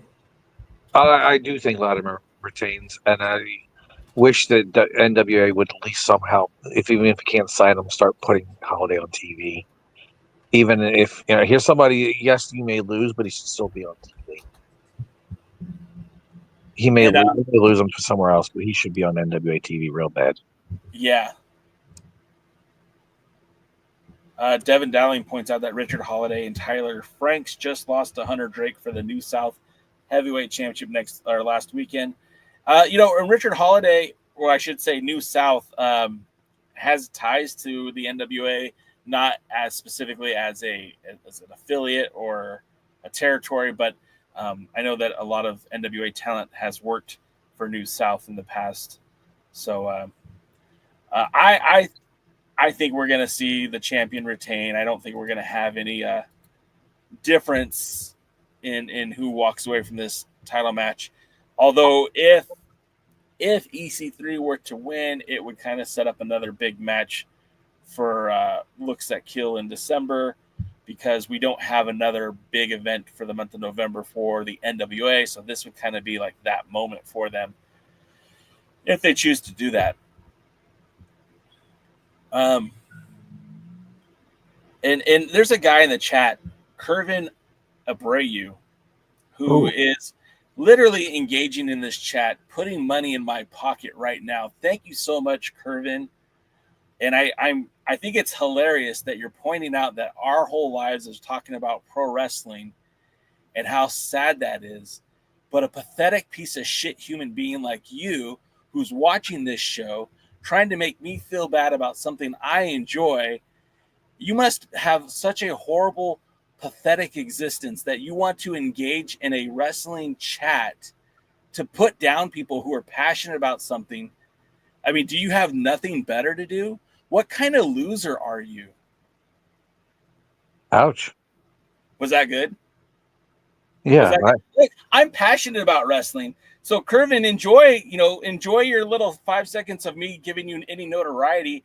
Thanks for helping the algorithm. Thanks for the engagement. But you're a piece of shit human being. Why would you come into a video and try to make people feel bad about something they're passionate about? In this world, we need more positivity, not negativity. And if you're going to be a piece of shit human being, I'm going to treat you like a piece of shit human being. Go fuck off. All right. Woo! I've had some pent-up promo aggression for a while, and I was glad I got to cut that before he got blocked. But that's the thing, man. We have this community, and I don't need to protect anybody. You guys are all big boys. You can take care of yourselves, but don't come in my house and disrespect me. If you don't like the channel, man, beat it, nerd. Go find something that makes your life happy, because that's what we're doing. We enjoy this. There's nothing wrong with enjoying pro wrestling. There's a lot of things out there that hurt people. There's a lot of things out there that spread negativity. Dude, we're just talking about stuff that we love and being critical of it. And if that's problematic to you, kick rocks. Anyway. Say what you really feel, Jay. Don't hold back. I did, and I hope I don't get in trouble for the demonetization. Yes. Make sure to edit that part out when you re-upload this. I'll leave it in. I don't care. What it is, look, at the end of the day, this is our community. You guys have helped me build this community. It's not like, I started uploading videos. We had this podcast going on, but there's only a handful of you guys that were here from the very beginning, right? Like Luthez was here since day one. He was on the old message board. Sean Mega was in the old message boards. Willie Bowen, I think, was on the old message boards. Big Chris Dog is the old message boards. But like Sam Retro, Sam's a new guy. Fairly new. I mean, he's not a new guy, but I met Sam at the 75th anniversary show. And I think he had been hanging out with us a little bit before that, but Sam's cool, man. Sam's good people. And Double D, he's like 27 years old, man. He wasn't even alive when we started doing this, Jaden. So it's like, you guys are my family. You guys are my friends. We hang out every Thursday night. I'm not going to let someone come in here and be disrespectful. If you don't like wrestling, that's fine. Beat it. But this is a community. You guys helped me build it for us, by us. And I enjoy it. I like it. I'm not going to let anyone come in and disrespect it. That's our job. That's Jaden's job.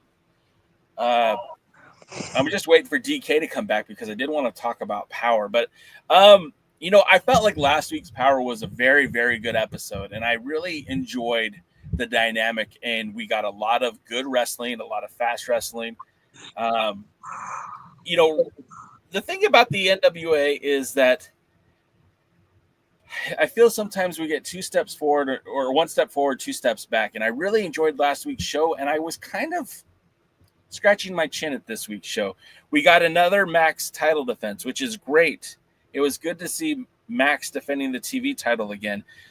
But we also got another, non-starter here. We got a time limit draw, which, to the victor goes the spoils.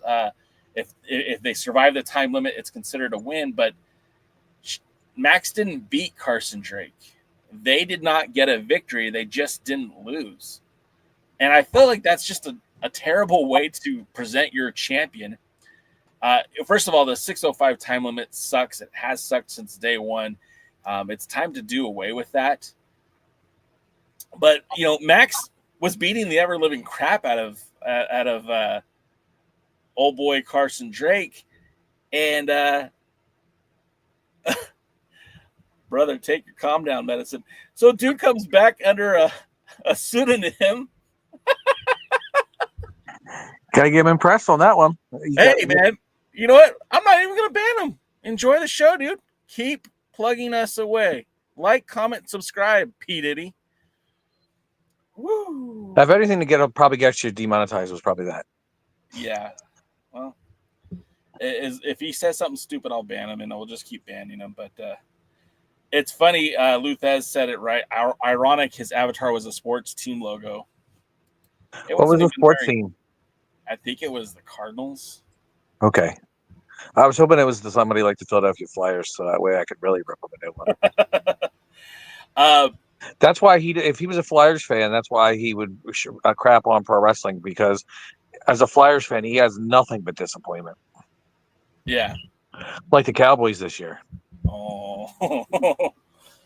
Now you're going to get me demonetized with Cowboy fans. No, they'll just probably be there. You'll just have to block a bunch of them. Now they're going to come on and trash talk. Yeah. Noob says there was no women's matches or segments this week. Yeah. Double D said it was the Miami Heat logo. Okay. Okay. Well, maybe he's trying to get some heat. Yeah. Well, try harder. So getting back to the Max and Carson Drake match, look, I want to see Max go out there and really put whoopings on these guys. But this match, Max should have got a win. I wonder if DK's upset that Max defended against another somebody who isn't a man. Oh. It took me a second to get that. He doesn't even know what Bait Alanine is. I wonder if DK is on mute because he hasn't said anything. But no, it's you know what? He's not muted. I didn't watch it, so I can't say anything really about it. I still think that 6:05 time limit's stupid. I don't have a problem with somebody going a time limit. It's just the 6:05 is the most annoying part. If anything, it should be 10. TV titles are meant to go time limits all the time. It's just I don't understand. Okay, you're trying to get everything you can out of Max. If you're going to do Max, if you're going to use Max, get as much as you can. Max should just be destroying Carson Drake. Something fell in my room. It's that we could hear it. Yeah. I think the biggest problem I had with this match is Max beat the crap out of him, but didn't get the pinfall victory. And we're flirting with this reality that Max the Impaler could not win a majority of these title matches and still get a lucky 7 shot at the World's Heavyweight Champion. And that does not sit right with me. The incentive is for the best of 7 that you're supposed to wrestle 7 matches and successfully defend the title. And if you do that, then you have an opportunity to challenge for the World's Heavyweight Championship. Now, Max is sitting at 307 days as champion, and Max first title defense was a time limit draw against Mims. Then Max defeated Jake Dumas straight up. Then Max defeated Mr. Grimm at the on one of the TV tapings. That was last week. And then Max lost to Carson Drake, did a time limit draw with Carson Drake this week. So out of the 4 matches that Max has had, they have only won 50% of those matches. And we're going to reward Max the Impaler if they are successful in retaining that title 3 more times. They get a shot at the World's Heavyweight Championship. I mean, if this was not a title, if Max did not have the TV title and this was their wins and loss percentage, we would all be angry if Max got a shot at the 10 pounds of gold. So that's where it bothers me. Look, Max beat the living hell out of Carson Drake, and if you don't want Max to have a victory over Carson Drake, don't put Carson Drake in the ring with Max. That's the problem with the NWA. The problem with their storytelling is that they're trying to be 50-50 booking, and that is stupid. They don't have the resources to be a 50-50 storyline. They don't have the resources to have their talent be 50-50 booked. You have to have some winners. You have to have some losers. You have to have some champions, and you have to have some J-Brones. And that's just the way pro wrestling works. And when you try to put everyone on equal footing and have Jake Dumas lose to Max and then the following week beat somebody, you're messing with the momentum. There's plenty of guys on the roster who can be used as cannon fodder. As much as I like Johnny Yuma, and I know that he has a role behind the scenes for the NWA, go ahead and bring him out and let him lose some matches. Let him make other people look good. I think that's what pro wrestling is at its best, is when you can use some talent who aren't superstars, but are there. The enhancement talent, the jobbers, the J-Brones, the losers, the scrubs, whatever you want to call them. You need to build up your talent. And having Carson Drake come out there, who so far I haven't seen a whole lot out of Carson Drake to be impressed by him. I know Matthew Underwood likes him, but I haven't seen him do anything to be like, oh, he's great. No, he had an opportunity to win the national title, and he took a payoff from Black G's. And then he gets a shot at the TV title. He doesn't win. He gets his ass kicked the entire match and brags about Max not being able to pin him. He's done nothing to make me think he's a superstar in the making. And sorry, Matt. I don't see it. I don't know what you see in him. and they're not booking him like he's a superstar. And the way that they're booking him is he was in a title match that he didn't belong at the 76th anniversary show, and he took a buyout. Then he had a match, the TV title match against Max the Impaler, and by Max not beating him, Max looks weaker. And by him walking out, getting his ass kicked, he didn't beat Max either. So it's like, what are you doing here? It waters down the product, and now you don't have clearly defined winners and losers. You have just, if you don't have elite style wrestlers in your company and everyone's on the same level, then that means nobody's elite. Am I wrong? No, it's kind of like going to a store that has everything on sale, and then then nothing's on sale if everything's on sale. Or the one Japanese Chinese place by me, I think it's actually Japanese, that has half price sushi every day. Well, no, it's not half price sushi every day. That's the regular price. Yeah. It's the same thing. And honestly, if you're going to do a time limit draw, the champion who's a heel should be getting his ass kicked the entire time, and then somehow sneak out with the belt. And then that makes, instead of a 10-minute time limit draw, the next one's a 15-minute time limit draw. And then same thing, the champion just barely sneaks out with the belt. And then they get a big match on a pay-per-view, a 30-minute time limit draw, and then the heel champion cheats to win. So that's at least something that would draw money, especially Tully Blanchard did it with Brad Armstrong back before people started thinking Brad Armstrong wasn't going to win anything. They were pushing Brad, and the fans were into it. People don't think Brad Armstrong's over. Look at the match with him and Tully Blanchard for the TV title. They had a little bit of a feud. That Brad Armstrong was over, and Tully helped get him over, and it helped get Tully over as a sneaky son of a person too. Yeah. That's how it worked. And that's how they made money. And that's why Tully was, even when everybody liked the Four Horsemen, there's people who love the Four Horsemen and hated Tully Blanchard. Tully was good at that. And he was good at making wrestlers stars. He made Dusty look like a freaking $1 million every time. And this wasn't 1976 or not even 1982 Dusty. This was 1986, 87 Dusty. Yeah. You're being awfully quiet, DK. What were your thoughts on this one? I think he's on a phone call or something. Sorry, somebody came in my room.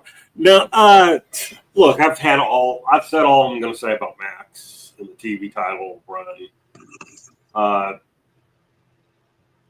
Everybody knows my feelings about it. If you're new here and you don't know my feelings about it, go watch them the back episodes. I'm not. And make sure when you watch those back episodes, you like, subscribe. Thank you. Right. I just see no need to talk about it anymore. Just what is there to talk about? Okay. The only thing I'll say is I'll agree with you on kind of like except for it's not even 50-50 booking.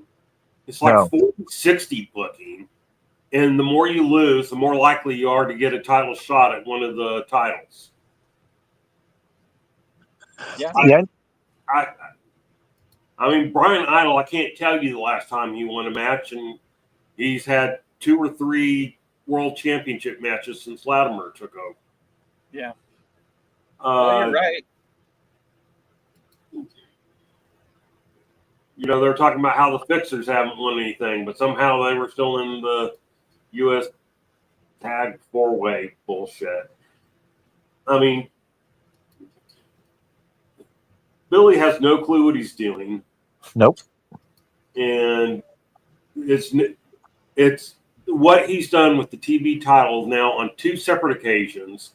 Max is Tyrus 2.0, or considering Tyrus' size, maybe 210.0. I got a joke when you're done. Go for it. Max the Impaler is the current TV champion. Before that, it was Tyrus the Inhaler.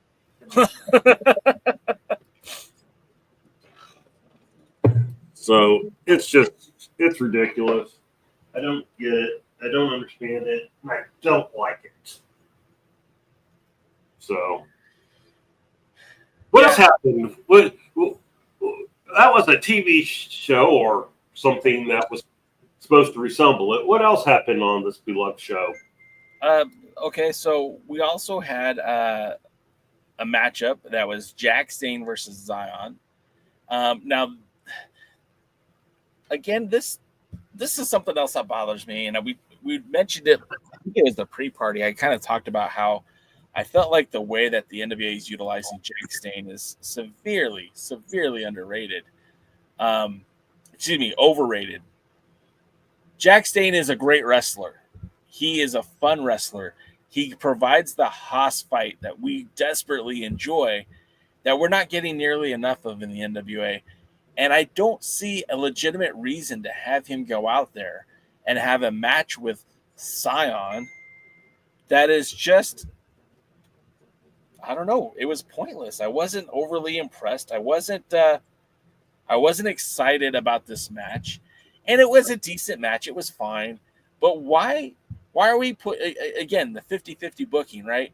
Jack Stane, a former Worlds Heavyweight Champion, a former NWA World Tag Team Champion.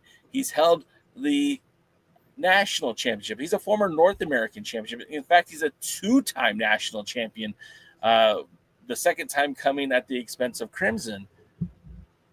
He has the accolades. Putting him in a match where he's being tested against a guy who's done absolutely nothing is disappointing. It's disappointing. And I know who is behind the mask, and I know the Ascension. It was all the rave a few years ago. But let's be honest, he hasn't done shit for the National Wrestling Alliance. He's been cannon fodder. He's the guy that should be taking the L's to build up somebody else to be a potential champion. So this matchup to me, just, I don't know. I wasn't excited about it. I didn't feel like this was a match that was going to make or break Jack Stane. It wasn't going to push him up to the next level. And if you're going to have this kind of a match, like, put him in the ring with somebody that's gonna benefit from being in the ring with Jack Stane. Put him in the ring with somebody that Jack Stane is going to be in the benefit of wrestling against. I don't feel like this did anything. It didn't make the story any better. It didn't make me want to see a rematch. It just happened. Do you guys agree? Do you disagree? Well, this was supposedly because of the tag team match where Tim Storm put the claw on Austin Idol and all that. So this is supposed to be like some kind of revenge match or whatever, but nobody who wasn't listening to the commentary ever would have put that together. And even people listening to the commentary simply didn't care. Zion is proof of every horrible booking decision that can possibly be made. I mean, like when Danny Deals was still talking about his daddy, Austin Idol, who was originally Scion, not Zion, but, originally the first masked wonder, mystery man, whatever. And it's like, that guy no longer exists in the history. He's been written out. He's not there anymore. It's, if they were going to do that bullshit, they should have put the mask on Brian Idol, because as we pointed out before, at least we got the names, and it would have made some kind of stupid sense. The long hair on the body, whatever. I know he used to be an Ascension. He's lost a lot of body mass since then. He's not, he's in better shape than me, but he's not in great shape. And he loses all the time. And, he's being used as enhancement talent. So if he's being used as enhancement talent, don't try and make it sound like this is some big classic battle. It should have been a squash. Jack should have gone in there, suplexed him a few times, put him in the submission or hit his finisher, whatever. It should have been a 2.5 minute match. And not the crap we got. This is one of those shows that when I first watched it, I didn't think it was that bad. But as I'm reliving it, no, it was actually pretty bad. Yeah, like you weren't on when I said it, but this was kind of like, I felt like last week was such a good show. Like it was a really good show. And it was an I Quit match. What's that? It was also an I Quit match. Oh, this was an I Quit match? Yeah, that's why it was a submission finish. Oh, I forgot about that aspect of it because it honestly wasn't put over just a whole lot. No, and it was gosh, I don't know. I was, again, if you're gonna give me a Jack Zane match, I want to see him beat the shit out of somebody. I want to see him pulverize somebody. And if you're gonna give me a Scion match, then he should be in the mid card, and that's okay. Again, I'm not saying that you need to fire the guy. I'm not saying he doesn't have some sort of value, but not in this capacity. Like, in a perfect world, in Jay's perfect world, in Jay's booking, if I was in charge, I'd still keep Austin Idol ringside, and I'd still have Scion be there. I wouldn't call him Austin Idol's kid, but I would put all the abnormalities with Austin Idol because, the Funkasaurus, he helped take him to the world title. He took Nick Aldis to the world title. He's going to take the next guy to the world title, and I would put all the weird dudes with him. And I'd put Baron Von Storm with Austin Idol because why wouldn't Austin Idol want a former world champion in his stable? And I would put Magic Jake Dumas because why wouldn't you want a magical wrestler in your weird? After I'm done. I guess the point I'm trying to make is I think there's room for that in the NWA, but I think you're wasting talent right now. And if Tim Storm's going to be Baron Von Storm, I don't think you can really get seriously behind that. And if you want to still use him as a tag team wrestler or as some sort of like sideshow attraction, that's fine. But I think you still have miles with Jack Zane. I think you could still do something with him. We talked about there's not been a lot of guys built up to be the next number one contender, to be the next guy. And that's why we keep getting EC3 and Tom Latimer. And there are plenty of guys on this roster that would make sense to be built up. With Silas Mason, he's in the match later on in the night. Again, a waste of time kind of match. You've got at least access to Spencer Slade. You've got access to, I forgot his name. You guys will hate me for it. The guy that used to team up with Mims, Colorado guy. Dak Draper. Dak Draper. I mean, I think a lot of these guys have potential. I guess they dropped his Only Slams, and somebody else is doing that, and they don't know how to repackage them anymore. When you said Colorado guy, by the way, I thought you meant Lavender Jones or whatever his name was. No, not White Lavender Jones. No. Yeah. So again, this was kind of a disappointing match. Now here's something that I did like that they did. Can I say something on it? Yeah, absolutely. No. Go ahead. I don't want the idea of Austin Idol being the next Paul Jones, honestly, especially because there is no boogie woogie man with actual charisma and money drawing ability, even though I couldn't stand him at the time for him to face. They're not promoting in Tennessee and so that's the only place that he really means anything. Maybe in Alabama, so they should just get rid of Austin Idol and maybe take the mask off of Zion, and then get rid of the other drizzling morons in the Sinister Minister stable. Maybe put them with the Sinister Minister and under that Ascension style gimmick, and maybe try to get something out of them. Because here's the thing too: why would you book somebody who they may recognize and put them under a mask so they can't recognize them? Because Billy wanted a masked wrestler. So then pick somebody that nobody knows who it is and create a masked wrestler. Yeah. All right. The difference is Bullet Bob Armstrong. Everybody knew it was him. Yeah. Nobody has a clue, and they're not using him right anyway. So maybe if they're paying a guy who's a former WWE guy, and they're probably paying him decently well, take the stupid mask on him, let him disappear for a taping, which means he'll be gone for 6 months, then bring him back the next taping, and put him with a new coat of paint on him and give him, something to do, and maybe actually get something out of James Mitchell, who I've seen the ability to make money, just not in the NWA. Well, okay, so you're bringing up a great idea, and you've got a big guy who has no direction, Judas, under the Sinister Minister. He had like one good match in the last 3 years. He's a big dude. He's a brawler. Put him with this guy. They don't have to be the Ascension. Maybe they could be some sort of new name under Sinister Minister, but they'd be a bunch of or two badass dudes. And now maybe you've got another solid tag team that could go after,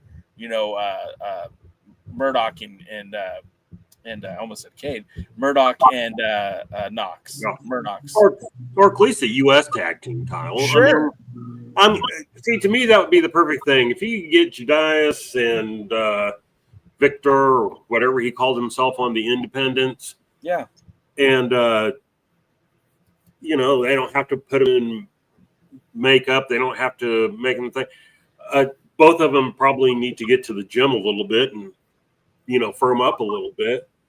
But yeah, I mean, there's a tag team I could buy into. Yeah. Judas has been gone for a while, and he's rarely been there. So you leave, like Dayton says, you leave them out one taping, so they can be gone for 6 months, or at least 4, and you can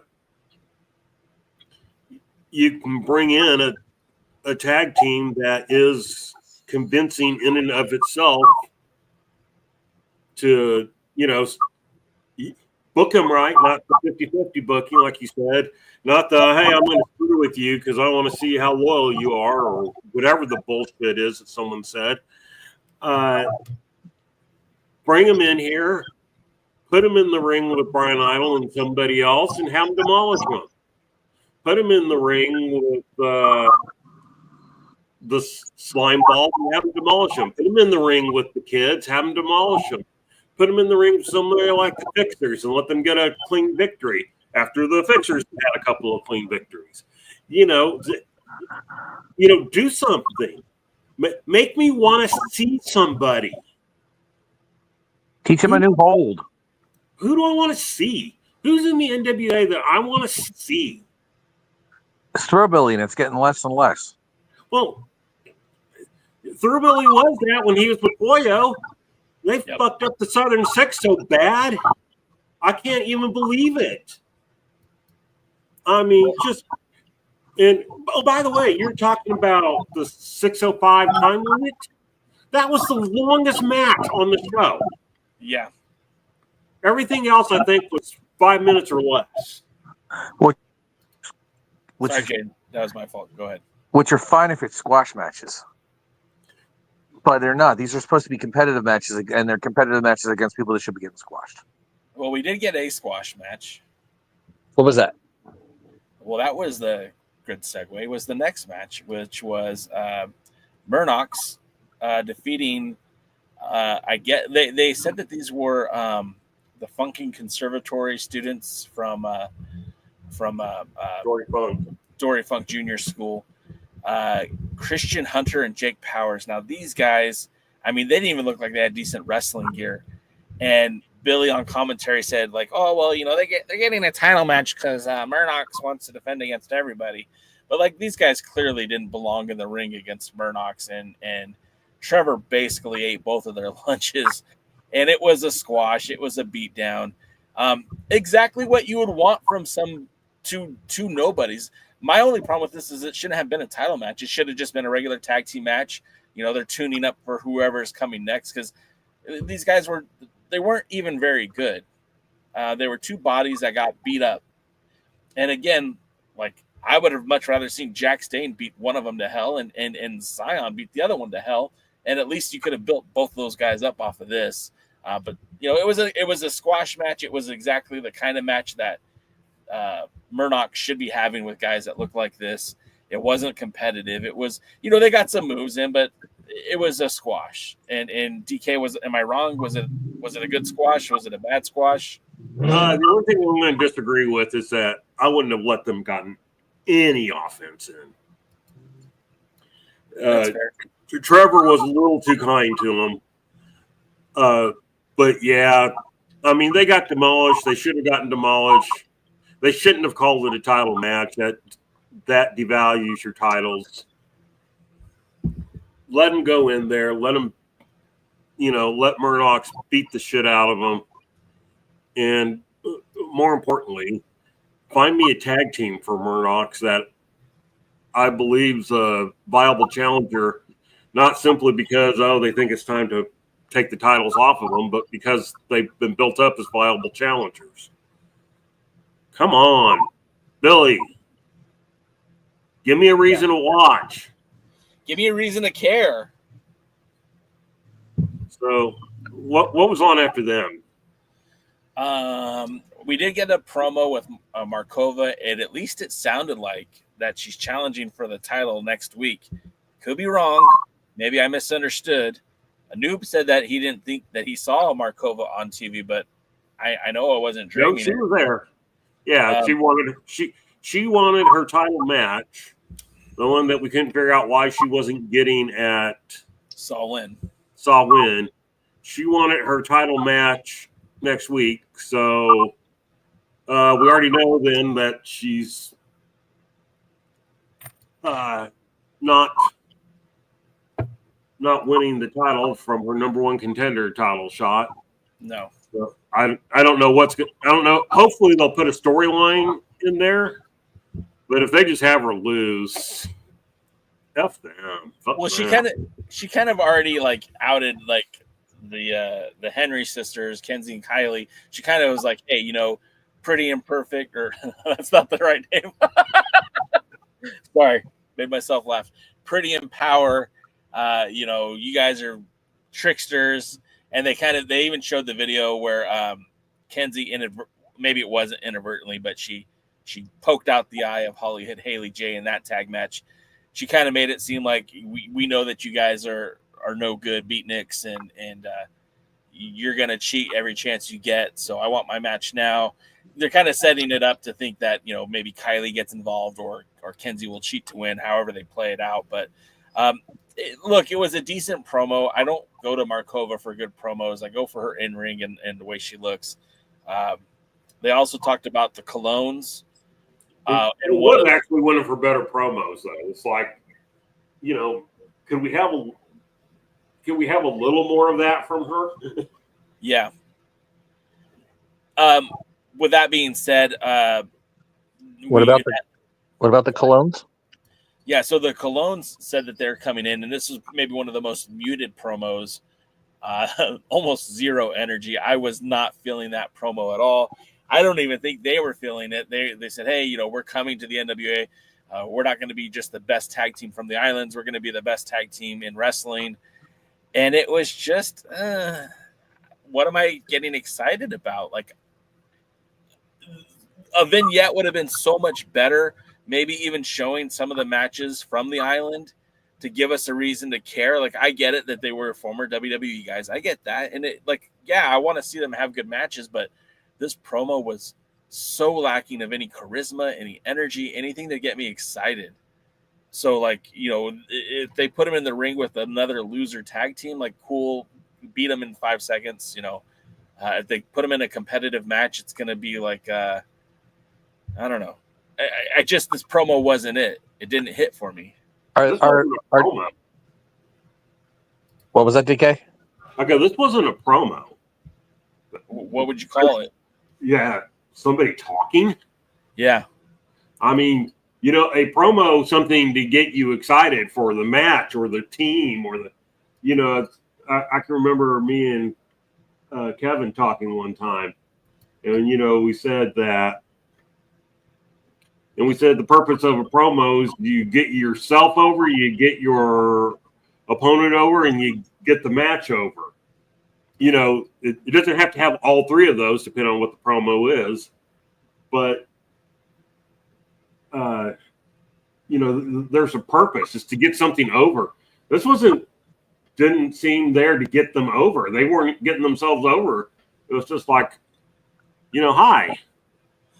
We're the clones, and we're going to be coming to the NWA, and and we're the best team, and you know, and you're just going, yes, and it's just, please, do something to get me excited and want to see you. I have a question. Is Jacquard Noir and Coolwater going to be wrestling next week?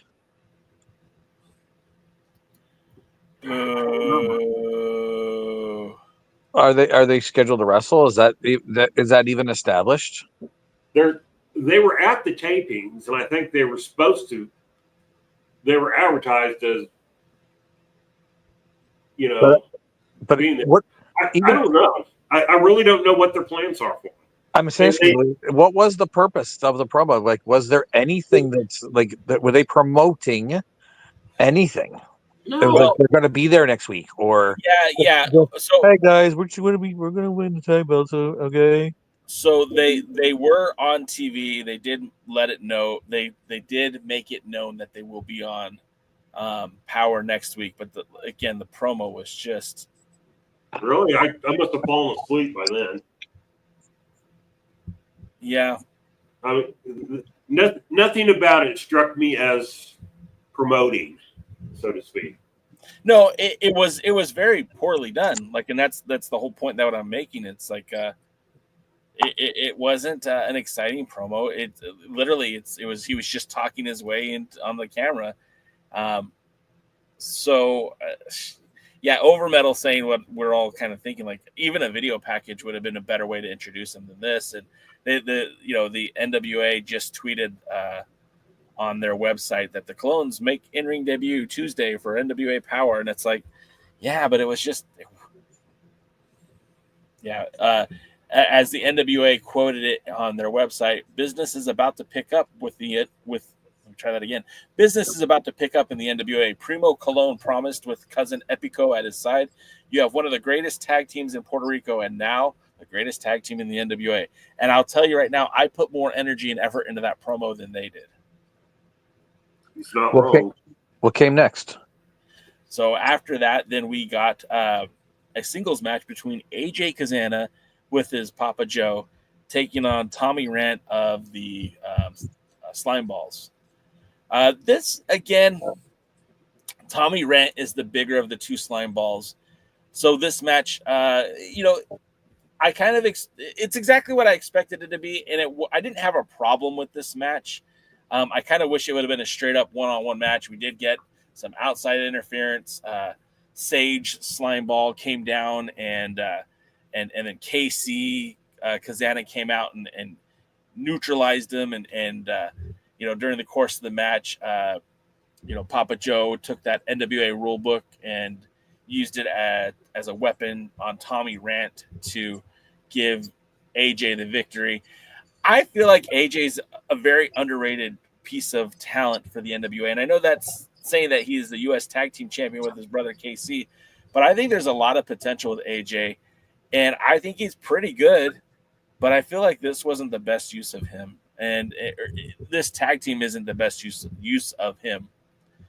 And it wasn't a bad match. I don't have anything bad to say about the match. And I know that there is a storyline continuing from the 76th anniversary where the Slime Balls and Country Gentlemen had a lot of interaction to having this one-on-one match. We know at Saw Win, it's the Kazana brothers and Papa versus the Slime Balls and a mystery partner.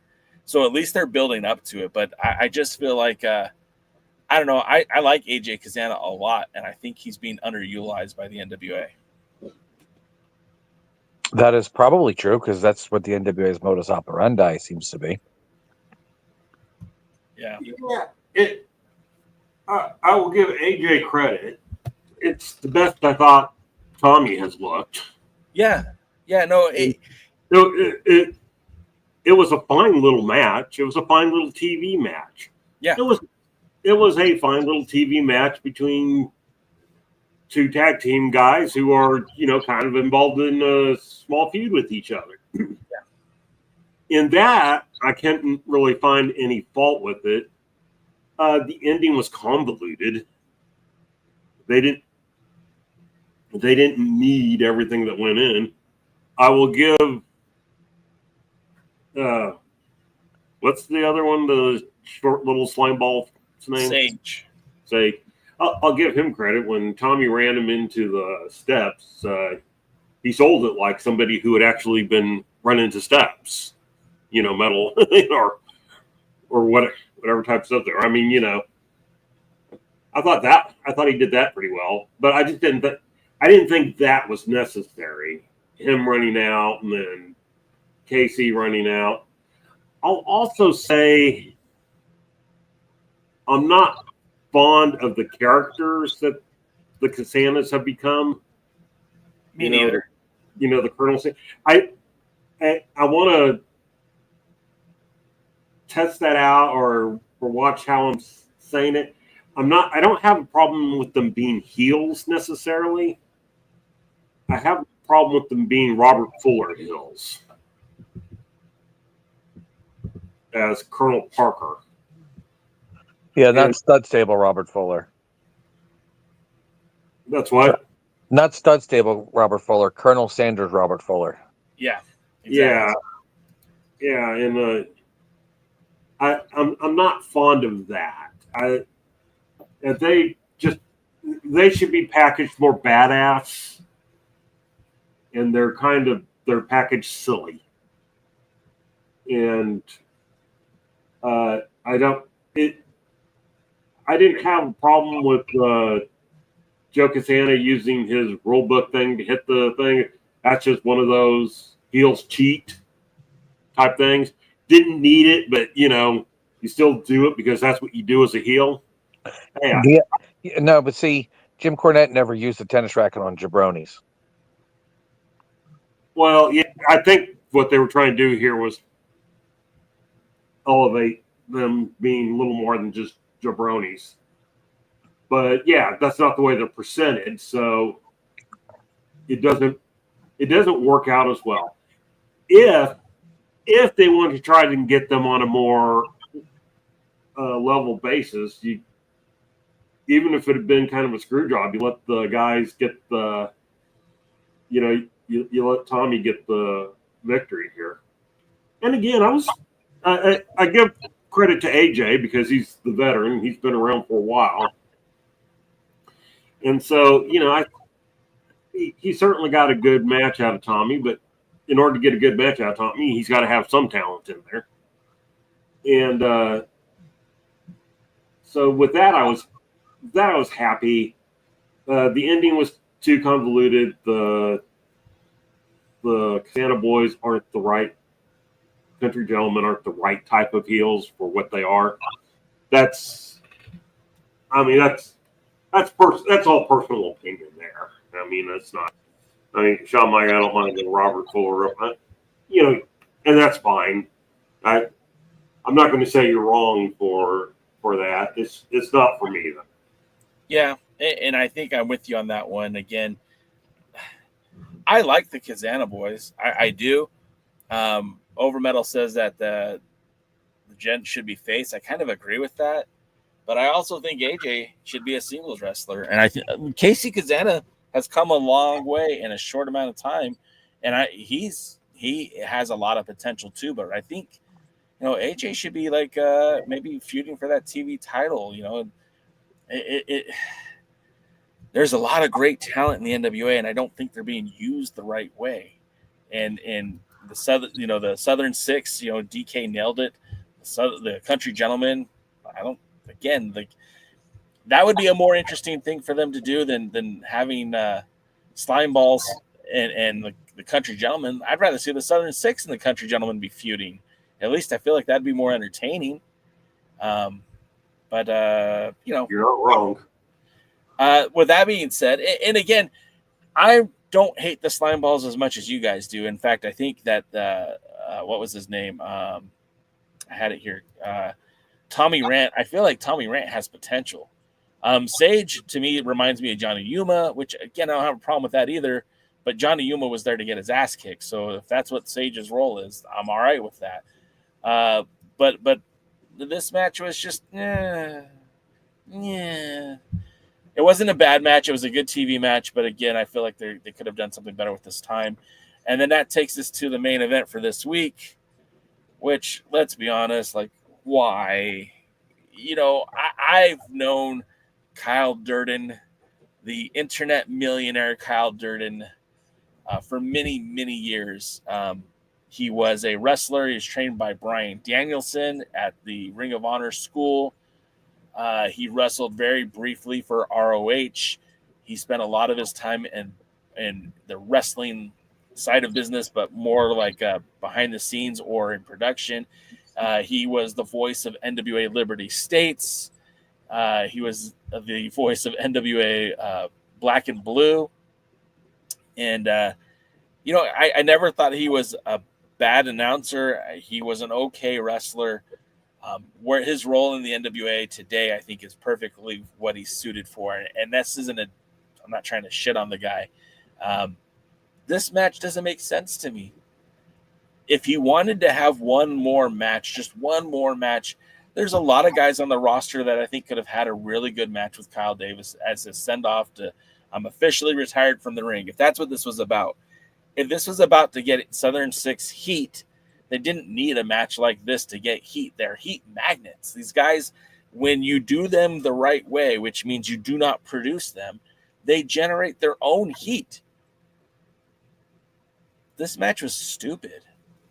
And I like everybody in the match. I like Kyle Davis, not as a wrestler.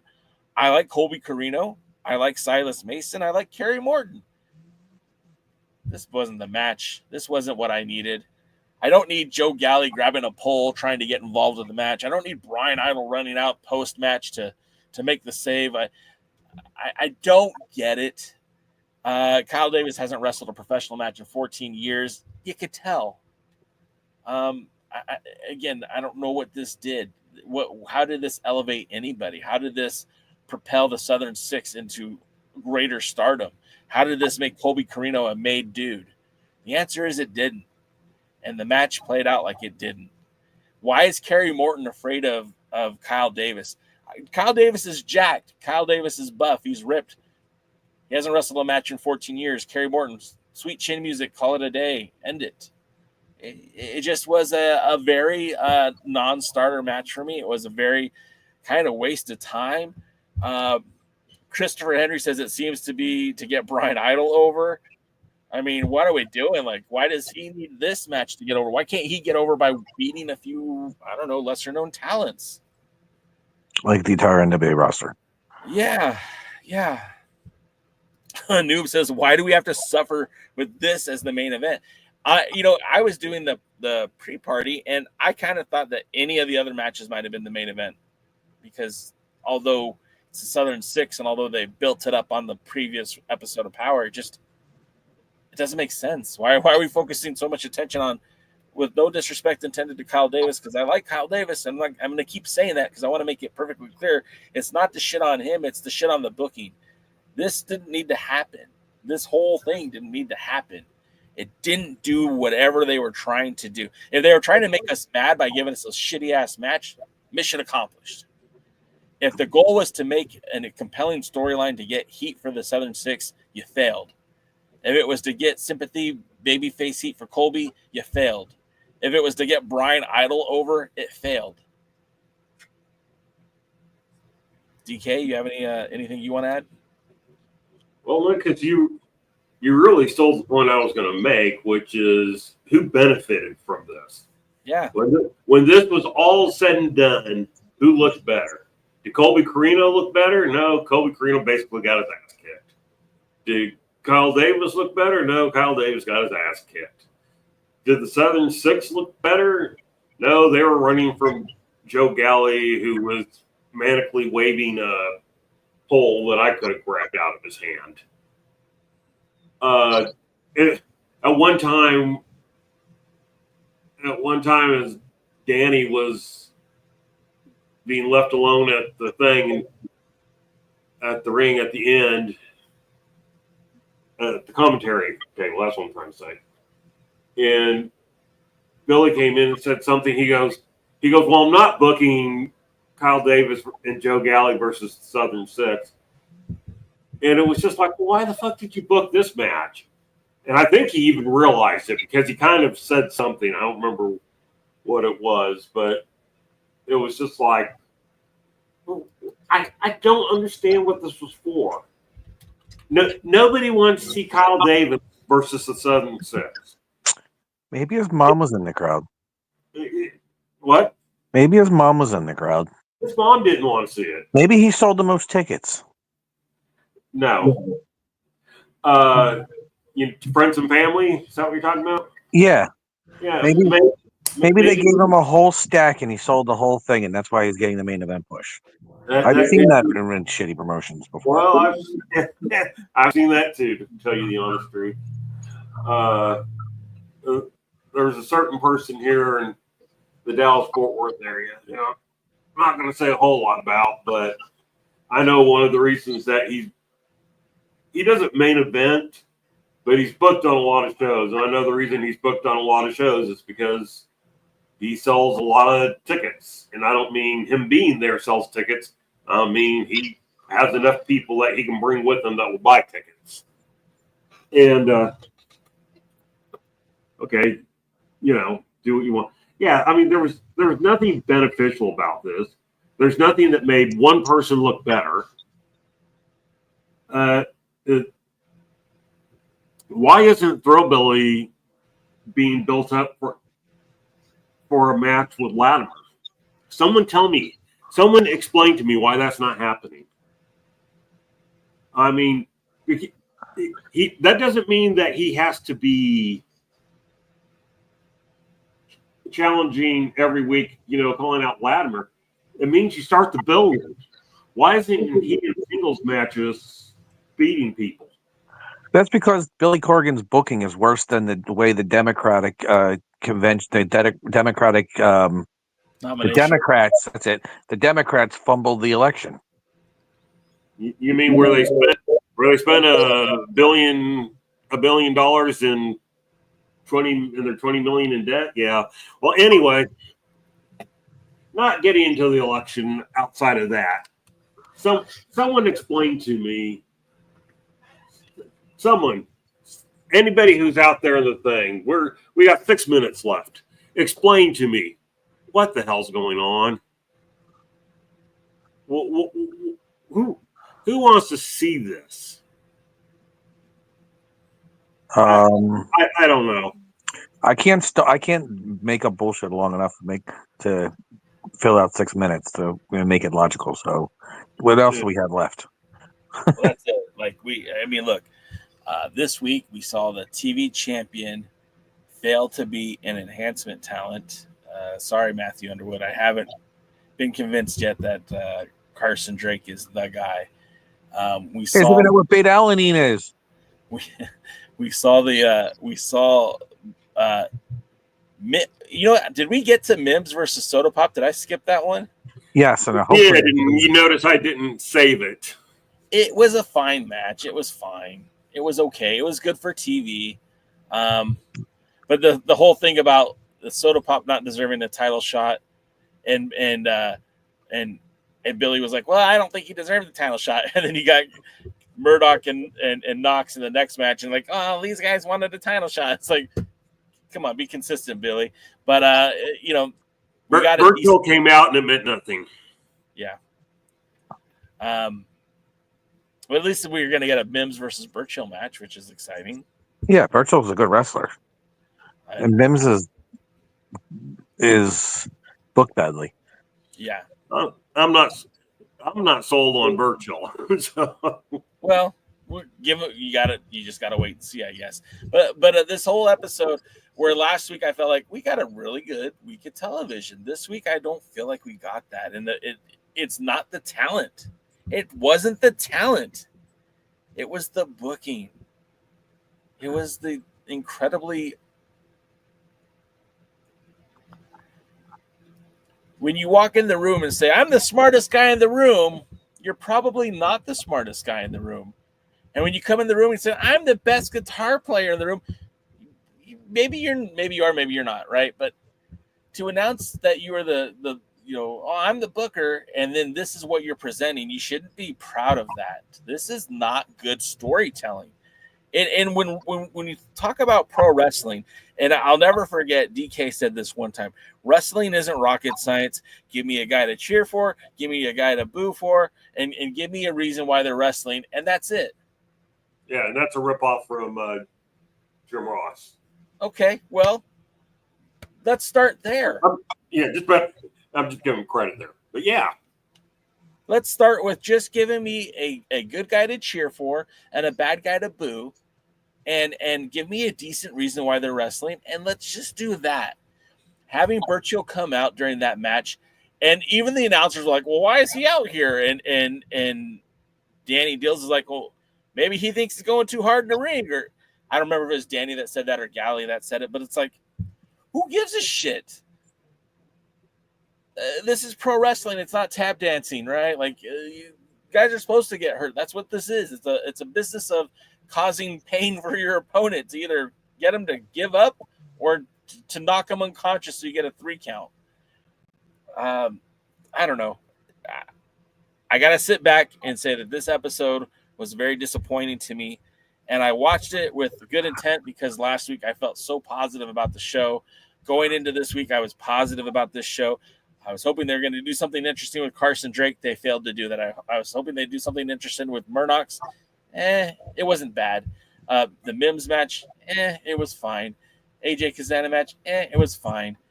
They dropped the ball with Max Carson. They dropped the ball with the Southern Six. Disappointed. Out of all the NWA powers, this was one of them. Yeah. So I'll be here next Tuesday to talk about the NWA. Hopefully, hopefully it'll be a good time. Of course, I'll probably be talking about what happened at the Usual Suspects that's taking place in Cleveland, Ohio this Saturday night. You can watch it on the YouTube channel. That's youtube.com/NWA. The Exodus Pro event will be live on YouTube.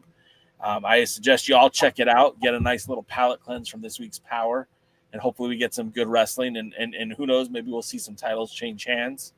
I'm excited about this weekend's show, and I hope you guys will check it out. Jaden, you had promised us some news. Did you want to talk about that on the air, or is that something that's yeah, I could drop some stuff. I got permission from Dr. Z. Even if I didn't, I probably would anyway because I'm an asshole. You got 2 minutes. I got more than 2 minutes. I'm stealing the damn thing now. If you had to listen to you guys talk about Brian Idol, I deserve all the time in the world. Anyway, Dangerous Adrenaline Wrestling Gladiators returns to Rowan University on Thursday night, April 17th, at the Student Center, the pit in the Student Center at Rowan University. There are some matches already signed, or at least there's some wrestlers already signed. You'll see Dangerous Adrenaline Wrestling Gladiators Heavyweight Champion Breaker Morant. You'll see the Dangerous Adrenaline Wrestling Gladiators Tag Team Champions Dave Dahl and Dylan Mesh. Patch, Vinny the Fixer are both signed. And I will announce, signed for this event, you'll see the World Wrestling Grand Prix Women's Champion Valerie Verman defend against former NXT superstar and one incredibly talented woman wrestler. Her name is the Notorious Mimi. That match is going to make the YouTube explode. All the dog YouTube is going to love that match, and there's going to be a lot of comments about booties I'm going to have to delete. But that is going to be an excellent, amazing championship match signed for Rowan University. Also, right now, Tank Tolan is also on the card. He's been confirmed. So has the Conquistador. Yes, the Conquistador from the WWE is going to be on the card, and they're working on a lot more. Trust me, there's a lot more that's being worked out right now. But that's going to be from top to bottom an incredibly great card. I can't wait to see it. I know they're still working on getting David Goldie there. there's going to be at least 3, maybe 4 Rowan alumni besides David Goldie. They're going to be on the card. I know there's working on a former WWE guy right now, just waiting hopefully to get back. But there's going to be, from top to bottom, that's going to be an incredibly talented, loaded event at Rowan University. And I know we're waiting on some stuff right now from old matches on YouTube. I'm going to torture our guy right now to get it on there. But that's you can't wait to see it. It's going to be April 17th. It's a Thursday night. If you're at Rowan University, make sure you are there. But I'm looking forward to this card because there's a lot set up right now, and there's a lot in the works. And I have a feeling it's going to be something you're going to be looking forward to. A lot's going to happen. All right. And Dave Dahl's going to be there too. And can't forget the old Dave Dahl. Yeah, it's again. I can't say much about other things that are trying right now. I mean, it's going to be great to see Tank back there. Yeah. Mimi, former NXT, works with the Monster Factory, so incredibly talented. And her versus Valerie Verman, that's going to be something that's going to get a lot of interest to the wrestling fans out there that like Dangerously Drawn Wrestling Gladiators, that like both talented women.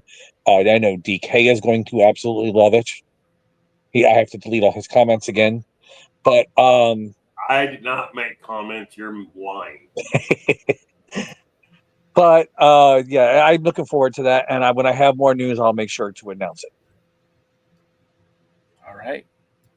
Well, I think that's going to do it for us this week. Again, guys, thank you so much for joining us and listening to our rant on the NWA. Of course, each and every Thursday we're here, the Alliance guys. Of course, Tuesdays, it's me, Jake Howell, with the pre-party. And if you like these shows, make sure you give us a thumbs up, like, comment, subscribe. It helps out with the algorithm, especially comments after the show. Really And share. Definitely help us grow this channel. Again, the community is for us, by us.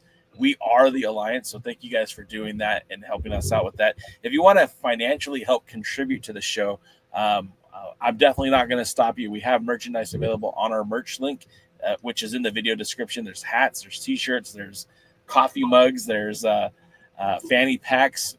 Have at it.